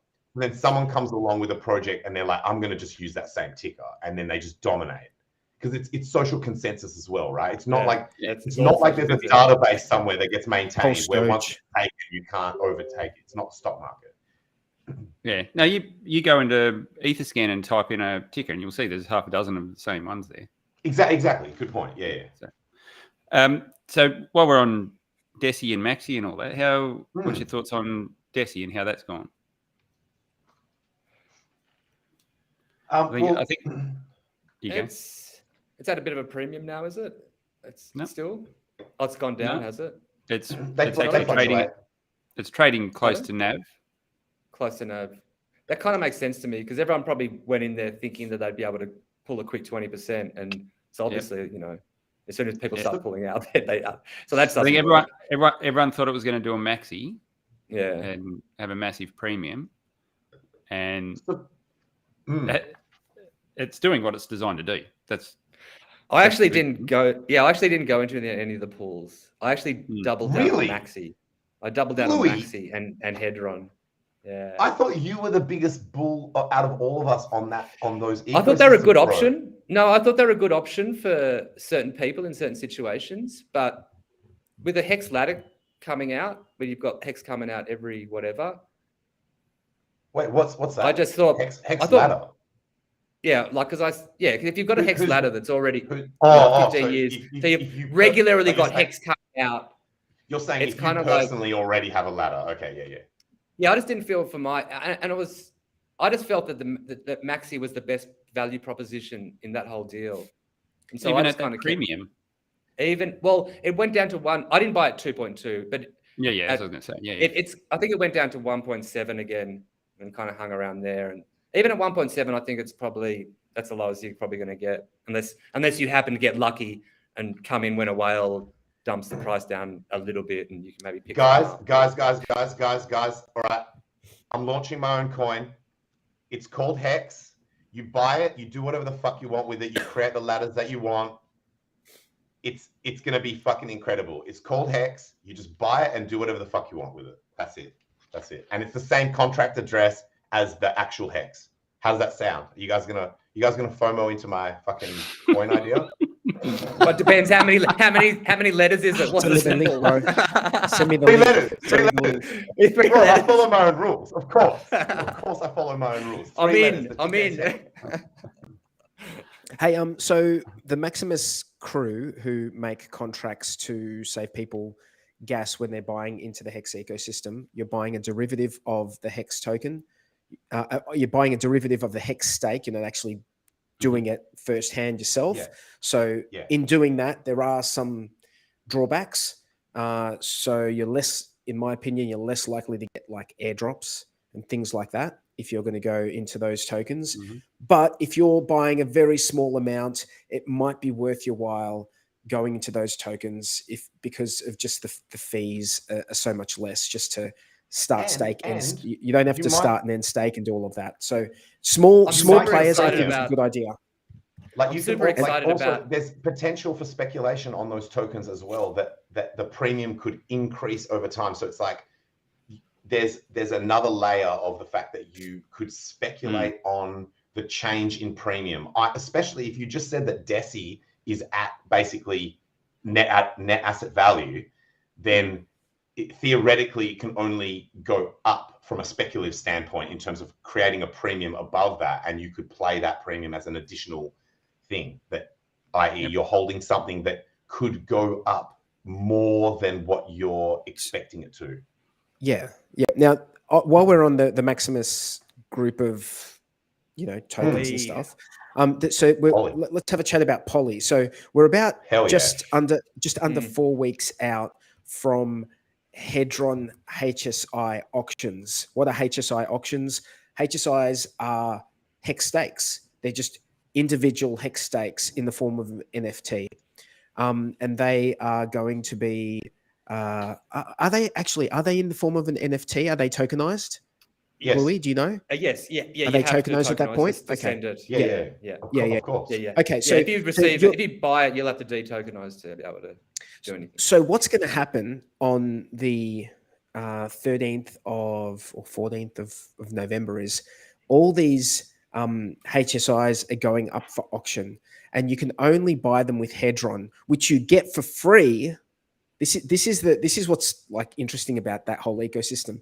You get the Hedron for free when you've made stakes, like HEX stakes, right? So if you've got a native HEX stake that you just did through the HEX contract, every day that passes, you get free Hedron, which you can mint. Right now, it's probably not worth minting that every day. You probably need to wait a period of time to accumulate, a number of days and then mint, and then you'll have a nice little bag of Hedron. But these HSIs, you can bid for them using that Hedron. So, Bluey, I'm interested to get your perspective. How are we going with that? Have you been keeping a close eye on how they're going with that poly contract? Yeah, I'm pretty excited about it. I think it's a fantastic idea. The only, I'd say, concern I have is that, and I'll just quickly describe it. Basically, you put Hedron into their contract, you get back poly. Then they're going to, and I'm not exactly sure on how they're going to do this, but they're going to get an executor. And that executor is going to be the person who bids on the various auctions to try to win the HSIs. And that's a bit part more of trust. it. That's the part of it which is like, you have to trust this executive to an extent. Yeah. Like, let's say the only this is different than what we're used to. The only way the executive could fuck everyone up is if they completely overbid for one HSI. And so let's say a whole lot of people put in a whole lot of Hedron and they just way overpay. So, but I can't really see that happening. Like, I imagine they can only vandalize, they can't steal. They can vandalize, they can't steal. If they don't do anything, then the Hedron just stays there. And I think what they're planning on now is, I'm not sure if they're gonna say there'll be a period of time where you can just redeem it, or they're just going to stake it then, and it basically becomes a massive Hedron stake. So they're going to get all of this Hedron. With some of that Hedron, they're going to buy HSIs. If anything's left over, they're going to stake it for the full 15 years. You have, similar to a maxi token, is you have the ability to redeem whatever's in that pot at the end of the 15 years, or you can sell it along the way if people want to buy it, and there'll be premium and all that kind of stuff. You don't have to go into poly, do you? You could just go and bid on these HSIs yourself. Just do yourself. Yeah, just do it yourself. And you know what? I believe there's over 6,000 HSIs that you can bid on. I don't know what's going to happen at all, but there might be some bargains. There might be some bargains out there. I don't know. You know what I think? That's a good place to spend your Hedron. I was thinking on the ETH-W and the ETH Fair, because I'm not going to bother. I probably won't bother with those, with the HSIs. I mean, maybe I should. I don't know. I haven't really done much on those chains. I've just kind of provided liquidity and just left it. But like, that could be, like, as if everyone's all concentrating on the ETH stuff, there could be some awesome bargains on those other chains, maybe. And if you're just using that free copies that you have from over there, maybe not a bad tactic. Yeah, it's a pretty low risk strategy. Yeah. So people are going to get their hands onto some. They're going to get their hands on some HSIs. So they're going to have HEX stakes in the form of HSI or NFT. What happens to that Hedron that they bid on? What happens to that, Bluey? It gets burnt. It gets burnt. And if you are staking ICOSA, if you're staking Hedron as well, either of them, the way it works out how much is distributed each day is based on how much Hedron is burnt that day. So if there's a lot of Hedron burnt that day, there's going to be a big payouts. So not only do these auctions, like all of that Hedron's getting burnt, but then all of that burnt ends up being other economic payouts for ICOSA stakers. So I think 50% gets burnt. The other 50% goes to the ICOSA stakers, doesn't it? No. It all gets burnt, but then the ICOSA contract looks at how much was burnt that day, and he uses that in the formula of working out how much it has to pay back what's owed on the HSI first before it gets burnt. The HSI has that happens in the the way it works. Bid pays that. Hang on. The way it works is like the very first bid pays off that loan. The very first, and that is what sends it to the auction. So it can't go to auction without being paid off, and that's then taken care of. This question from Dougie: how do I tokenize my HEX stake? If it's a legacy HEX stake that's been done through go.hex.com, you can't tokenize that. If it's a stake that's been, it needs to be a HSI stake, which is essentially a standalone stake that you do it's just one stake that you do through the Hedron through the Hedron contract. And then what that front end allows you to do is tokenize that stake into an NFT, and then you'd be able to transfer it or sell it. ICOSA front end. Okay, ICOSA front end, yeah. And yeah. Sorry, Louis, that just on that Hedron burning, a portion that mustn't get burnt because it goes to the people staking ICOSA. They get paid. No. Yeah, they got paid when the actual stake was sent in. So when somebody makes an HSI and sends it to the ICOSA contract, the ICOSA contract automatically takes the full borrow out against that, and that pays that Hedron to their ICOSA stakers. Right. Okay. And then 90 days later, it's up for auction, and the very first person to come in and pay off that borrow, that triggers the auction. So that's okay. So then that full whack of Hedron is then burnt. Yeah, because what happens is that first amount of Hedron is burnt, and then someone comes in and they have an amount that's more than the last person. The first person gets paid back what they paid, and so there's a little bit extra. Then the next person comes in and making their bid, they pay off that second person, and then there's a little bit left over, and that just keeps happening until it ends up being the total price of that stake was burnt. So there's going to be a lot of activity on the 13th of November then. Yeah, and for people also, don't try to look at them on the Hedron DApp at the moment. There's too many of them, and it's way too much data. And Alex is building out the ICOSA app so that they'll be ready in time for the auctions. If you nothing like having a gun to your head. Yeah. I think he's super busy. Hey, we hardly see him, and he's really hard to get in contact with. I think he's just like head down, bum up. Yeah. He's also like building a fucking data center. He's been dealing with like contractors. He's building his own data center so that he can run these. I wonder how that'll affect people like that though, who wanted to be pulse validators and like put a whole lot of money into these systems. Well, I don't know. I know a few people geared up. I don't know whether they actually went and brought a lot of hardware, because some of the hardware was pretty pricey. Like you're talking 50, 60 grand. Service. I'm pretty sure that many did, in terms of just to be able to run validators on the testnet. Like people that were running validators on the testnet were running with their real shit, Yeah, they should just spin up a Minecraft server and chill. Hey, can I give you my pros and cons? Like, so I'm with 43 already mentioned mine that there is an element of like not like that's outside of like my strictest crypto ethics in terms of like, once you've got a human involved, then it's like that is breaking my shit a little bit. However, the thing that I really like about it is I value my time highly. I don't want to have to sit there, A, doing calculations, B, being awake and at a computer at the time that the auctions are happening and all that shit. I love the idea that I can just throw my Hedron at someone else relatively trustlessly in terms of that they can't just steal my Hedron. And that, yeah, sure, there is a human involved in that process that it would be great if you could eliminate that element as well. But so when I weigh it up for me personally with that pro and con, right? Like saves your time and you don't have to think. But then it's not like pure crypto shit. For me, it leans to the yes. And I like it. I'm going to get involved in it. And I think most people will have. I think most people will think exactly the same.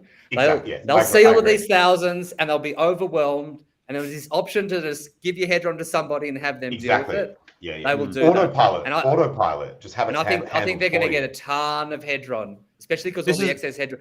Like even if it was just Hedron and you'd put that out into a 15-year stake, and then have this like the other token that was able to redeem for it, so you could swap it along the way.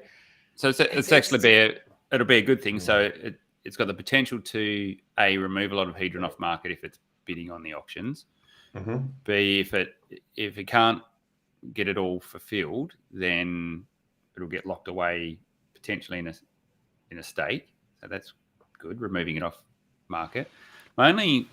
Is it a one-time event they're doing for this, or is it something that's supposed to be sustainable? That's where I think it's just a one-time event. Yeah, I was going to say they were considering having it as an ongoing thing, but I think that just makes it way too tricky with the executor and Oracle kind of thing, Yeah, and I think just if everyone keeps sending in more Hedron to this contract, and it's got a big pool, but there's not the volume of stakes there to bid on, auctions to bid on. What do you do? Like you run out of stuff to bid on. So there, I don't know enough about it. I haven't really looked into it. I wasn't sure whether it was a one-time event or not. Yeah, I think it'll be like a 2-week. Well, they're probably will be even shorter. Probably it'll be like a 1-week period, and you could just put your Hedron and get your poly, and then it'll be cut off. You can't send any more to it. All right. So chat's saying it's a one-time event. Yeah. Is there a HEX chart anywhere? I haven't seen one in a while. You got any TA for us, Tangent? Only massive green lines that go straight to the moon. No, just kidding. Just kidding. Let me just. We're talking. HEX. Sorry, Hedron. Hedron is. Let's look at Hedron. Hedron's been pumping, man. Yeah, that's why I want to look at it. Yeah, Hedron's been pumping like shit. It had a bit of a dip, I think. Yeah. When I looked before, just before we do that, we've got a question, a good question here in the chat. If you have an existing HEX staking ladder, but you want to add to it to fortify each year, for example, is it best to only make HSIs now?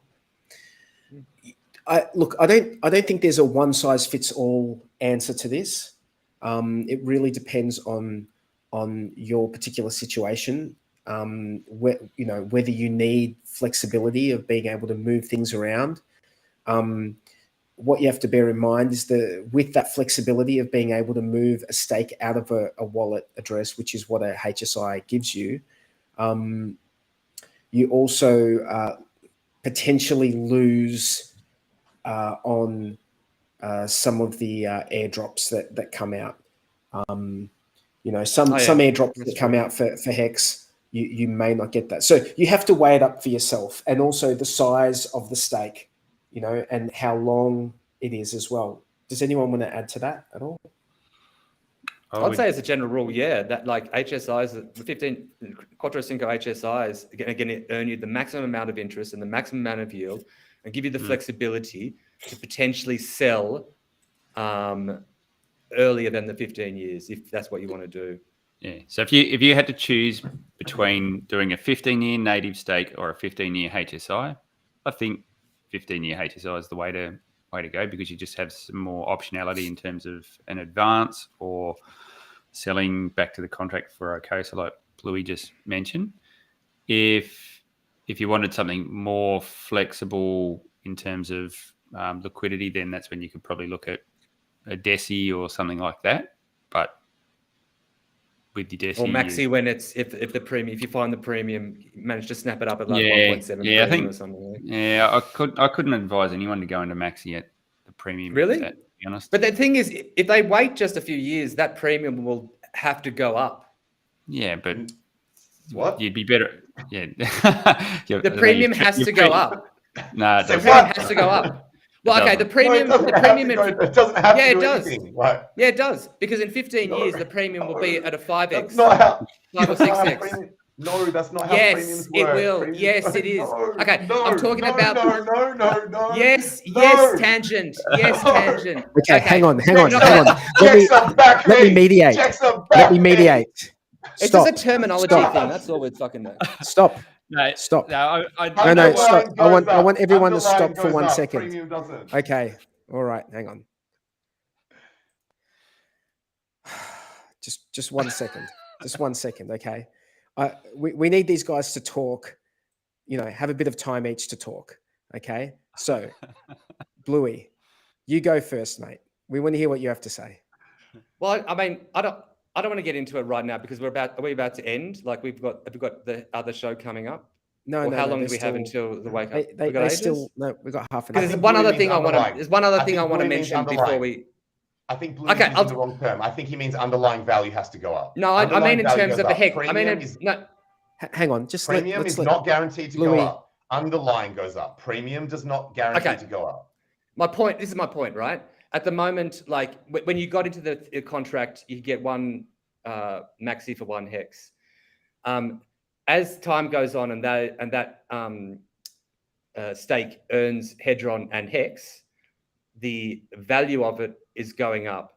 And so let's say at a year's time, it's actually worth 1.5 and whatever it's selling at, that it's 1.7 or what. But even if you buy it at 1.7, even if you buy it for a little bit extra than it's actually worth, you just have to wait and it will catch up. Yes. So this actually highlights the mistake that Jimrat Crypto and others make when they like argue against me about premium and say that I was wrong and all this shit is because they don't understand the definition of premium. I'm not saying that you don't. I'm just saying using it incorrectly. The premium is the gap between the underlying value and what the price currently is. That's the premium. The premium is not measured against one HEX. It's measured against underlying value. And the reason that so many people make this mistake is because at the very start, those two things approximated each other. So many of us, including me, were using the chart and using against one HEX because at the time that was correct. But then those people who didn't actually understand what a premium is continued to use the chart against HEX to quote what the premium is, and they were what term do you use? Do you use net asset value or something? Underlying value. Underlying value. It's effectively the calculatable value of what it should be worth as a minimum. Yeah. So for that guy, the premium is the gap from there up to whatever the current price is. So it's current price, underlying value, and then the premium is the gap between the two. And then one HEX is somewhere on a plot that's below that again. That's the mistake that a lot of people are making. No, but the point is, right, is that guy who's got a HEX ladder and was thinking, well, shall I make an HSI? The maxi option, the maxi option is also like very valid. Just know that you'll be buying at a premium now and you'll have to wait until it catches up to its underlying value. Yeah, you may have to wait for, the problem you may have to wait for 14 and a half years. The other problem is that because premium can be negative, i.e. a discount, by the time you wait for the underlying to catch up, by then it could be in a, that shit can fluctuate in a way, it could be in a discount. So you could wait all that time for it to catch up to what the premium is today. You've waited all that time and still could be actually at a loss.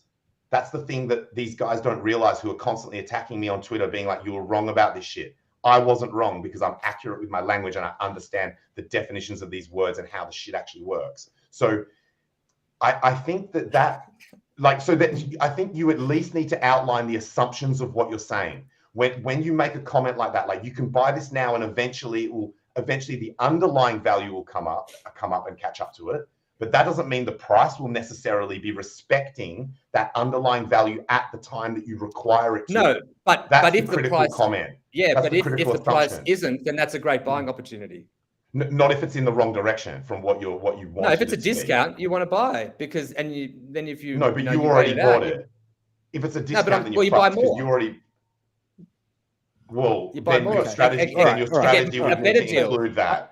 I think. Yeah. I think exactly. I've got a question. I've got a question from the chat.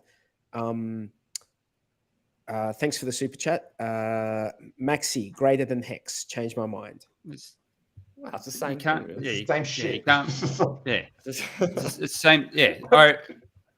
We've just been through that. All Maxi's doing is should be capturing the underlying NAV, and it just seems to be it's doing that with a premium at the moment. So, in my mind, you would be crazy to go and buy Maxi at that premium when you could go and buy Deci, get probably twice as many, and get a yield for 10 years that is the same. So and that's not 15 years, that's 10 years. Yeah, yeah. So you're guaranteed a result earlier than the Maxi result. Like worst case scenario. I just didn't like. So if the premium is not not to your liking, but if the premium of Maxi or Deci is not to your liking, obviously Deci. When I say obviously, there's no hedron component to Deci, but Deci would be the thing that you can realize earlier. Like worst case scenario, if the premium is never to your liking. I think anyone that holds Maxi or Deci is not holding it for the full term. I agree with that. You don't buy; they're not brought to hold for the full term. It's the point of buying it so that you don't have to hold it for the full term. If you were going to hold it for the full term, then you just make a stake. I can see myself. I got a question for you. It's almost like intrinsic to its value proposition and the reasoning as to why you would buy it. Although I guess saving on fees. Yeah. I got an interesting question for all three. I agree with what Jackson said. Guys, imagine the end stake party. That's going to be an epic end stake party. That's going to be so much fun. That's what the I'll sell just before everyone gets there. Is that right? I just think the major disclaimer is people should be saying, look, the prices of these things can literally do anything. Shit can go to zero or to the moon. And we do need to factor in retards as well, right? So, so the retard factor is real. And so you actually don't, it's dangerous to make comments where you say, oh, look, if you buy it now and you just wait, then it'll eventually catch up, without also giving the additional assumption or the limitations of that. It's like, by the way, it might not actually play out like this because of these factors. So I think it's important to always list like your limitations and assumptions with any sort of commentary on any of these things. And I come back to the airdrop point, because you are giving up airdrops when you go into these tokens. If you're giving up, and let's not like do that. Airdrops can be like Hedron, I guess, was an airdrop. Yeah, but you don't. It's hard to predict how they're going to play out. So you don't want to like. No, you can't. No, you can't predict, but you don't want to cut out the possibility of it either completely. So you make an educated decision what's right for you, but and then some come along that you are missing out on airdrops moving forward. And some airdrops come along. That's Day 43's point. Day 43 is making that point that because of the unknowns, you are actually there's an unknown factor in there as well in terms of airdrops. It works both ways, though. Yeah. Yes. I wouldn't actively try to position yourself to get airdrops. I mean, what are you going to do? No.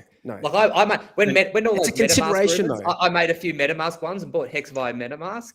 That hasn't come about at all. I mean, it still might happen. Hey, can I change the subject? I just want to bring up one more thing.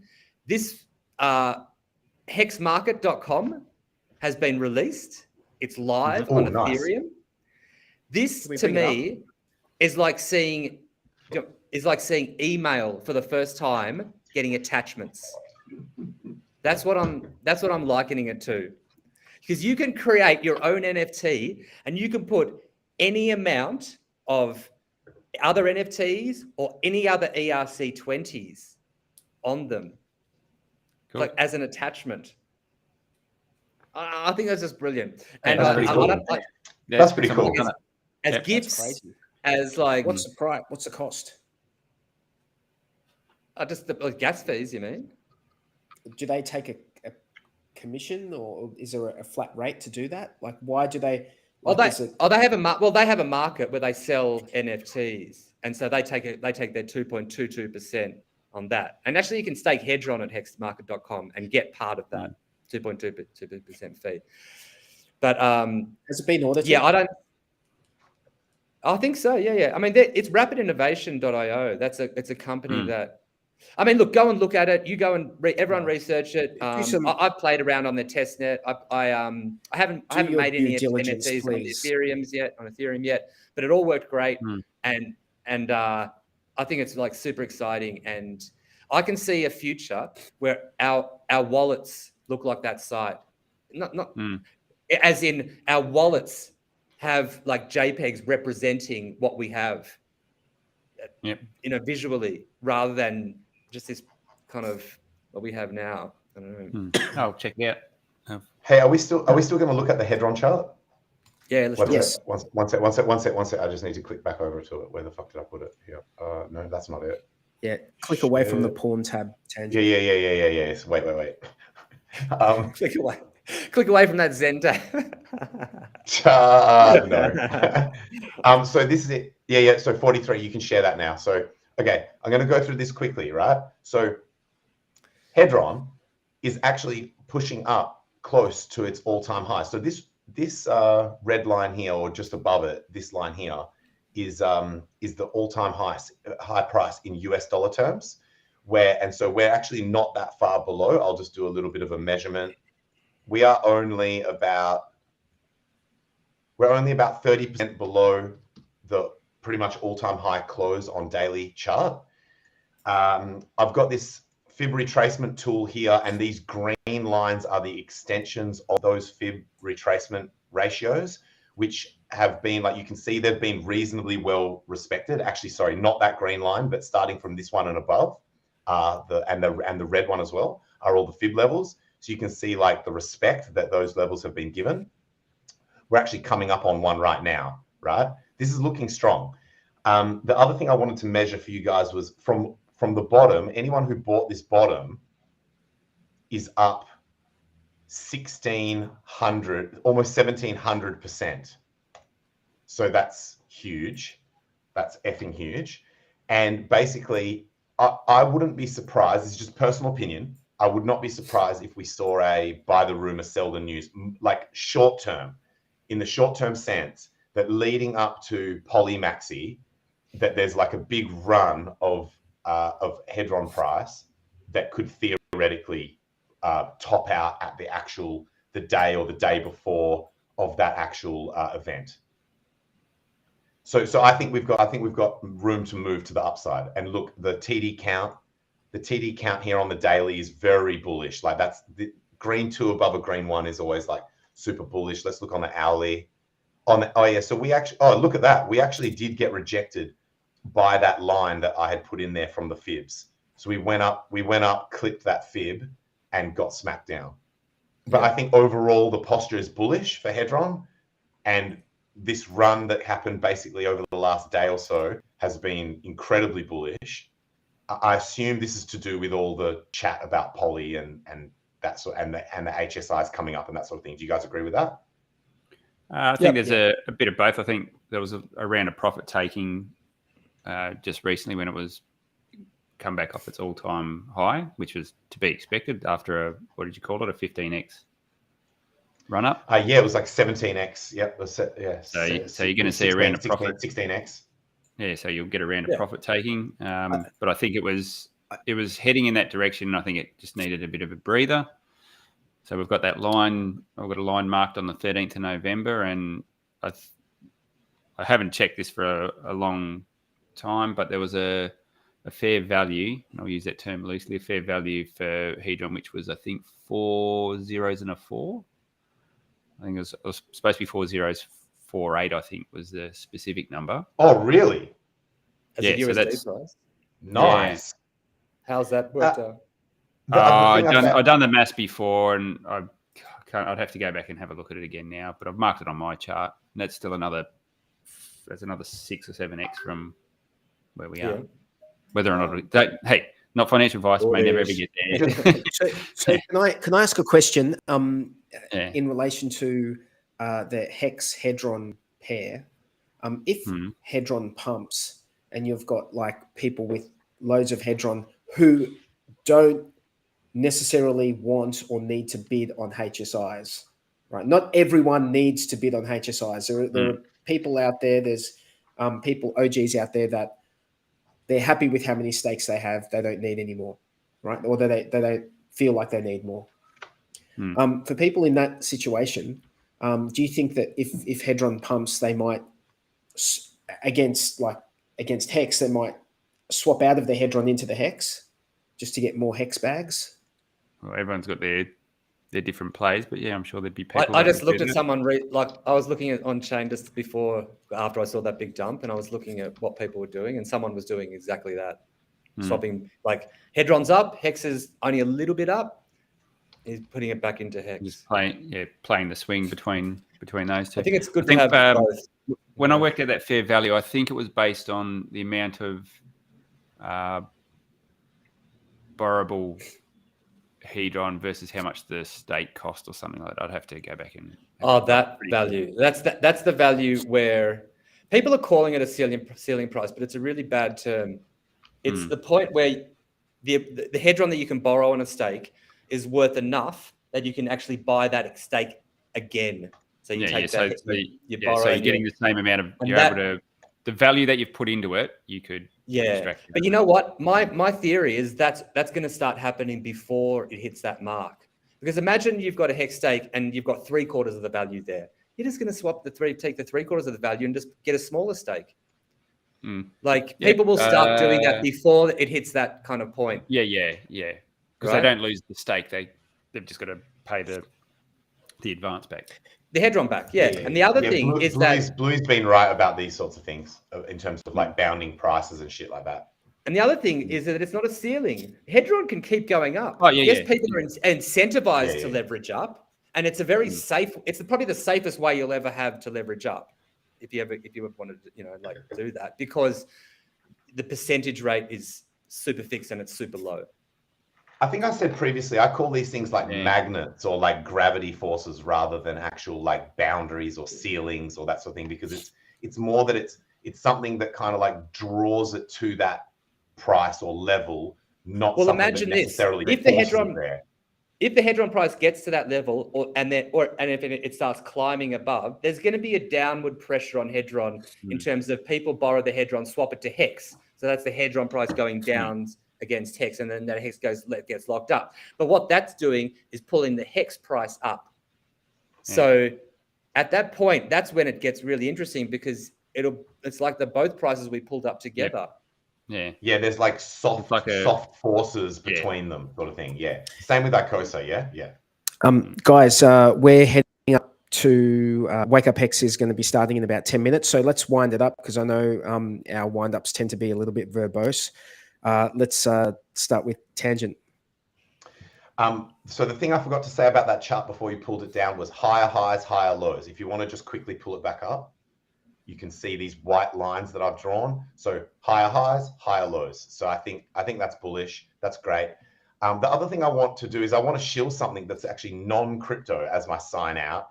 There's this guy that makes these. Leave the screen up. There's this guy that makes these recycled bags where it's like he takes like the seats of cars or the seats of planes. This one's been taken from a plane seat. So it's like the seat of a seat from an existing plane, and he's recycled it into a bag. And he's got other stuff, like there's this bag here that was made out of a life vest. I think these things are pretty cool for anyone who's like, if you're traveling, then it kind of there's another one here that was made. Like, I think this guy's shit's pretty cool. And like the prices are actually very reasonable for they're very unique. You know how like in crypto we have this scarcity, scarcity mindset about like if something's scarce. They're NFTs. Someone put bag smells like ass.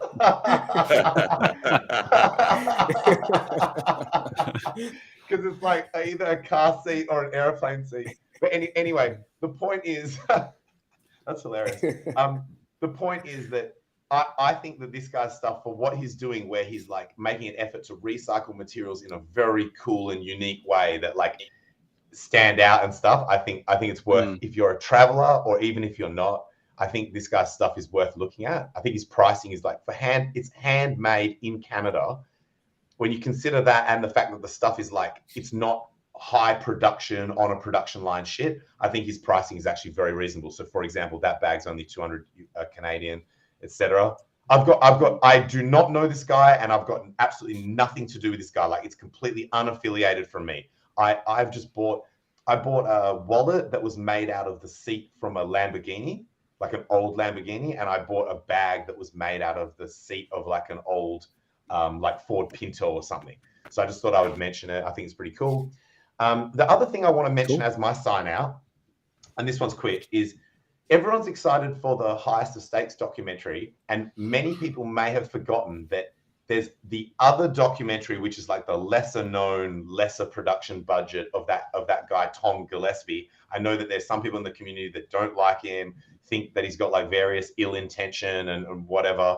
But I just thought I would mention it to remember that we've actually got two docos to look forward to, the Highest of Stakes and the one which is like, I forget what the name of Tom's one was. It was like HEX, the time value of money, or something like that. So, and he thinks he's in post-production now, so that should be coming out at some point as well. Cool. That's me. You guys go. Yeah, what can I say? Look, there's so much going on at the moment. We've had free airdrops, free forks. We've got all the stuff going on with Hedron. This is probably one of the busiest bear markets I've ever been a part of. There's just been so much going on. Don't get distracted by the useless shit. You've got a lot of really good things in front of you that you can capitalize on here, especially with the Hedron Nocosa and all the other derivatives that are building on the system. Make the most of it. Enjoy it. Try to keep the drama down in the community. That'd be nice. We've got good things to focus on ahead of us. So, yeah. Can I just jump in quickly? Just with the whole drama in the community thing. Do you know what I short circuits that completely is when like hot chicks in the community post pictures like in bikinis and stuff like that. So I think that all the women in the community need to think about how that helps everyone. Just that helps morale. It changes the focus. It helps morale so much. It changes the focus of like, you know, people getting shitty with each other when we got like, you know. I thought you were going to say I thought you were going to school the guys and say like guys need to be a bit more respectful with the comments that they're making on their posts. Bro. We're going to up that. That's not for me. That's not for me to say. I'm just pointing out what I see. You're saying it's good for the community. I'm saying it's good for the community. Regulate your thirst. Regulate your thirstiness. When you're commenting on females' posts on Twitter, regulate your thirst. That is the. But yeah, I agree with you. Those posts are better than people like having arguments. That's for sure. Sorry, Jex, did you finish up? We're going to have to wind it up pretty soon. Jex, did you? Hey, JFK, is that one of those little backpacks things? He made a hacky sack. Yeah, no, I'm done, mate. I can't top JFK's comment. I'll keep it quick. Yes, tons of stuff. I think it's super exciting at the moment being in this community. And one other thing is that we've all been working. There's a group of us working on the We Are All the SA artwork, and that is going to no expectations and all that, but that's probably going to be dropped imminently or soonish. And I just want to give a big shout out to all of the other artists who have been doing tons of work, and it looks, some of them look amazing. Like some of the skill level of our artists is absolutely off the chart, and I think it's going to be a huge variety of images, and that's it. That's all I'm. Wait, sorry, when did you say that was? Cool. I'm not going to give a date. We don't have a date, but we've finished. We've finished all of the images, and they're all uploaded. So just a bit of cleanup to do, and probably that will happen. Cool, man. Cool. Okay, I want to big shout out to everyone in the chat. Thank you very much for your participation. We appreciate it, and we appreciate the questions as well. Yeah, make sure you click the thumbs up right now. Go click the thumbs up right now. And yeah, have a great week, and we'll see you on the next episode.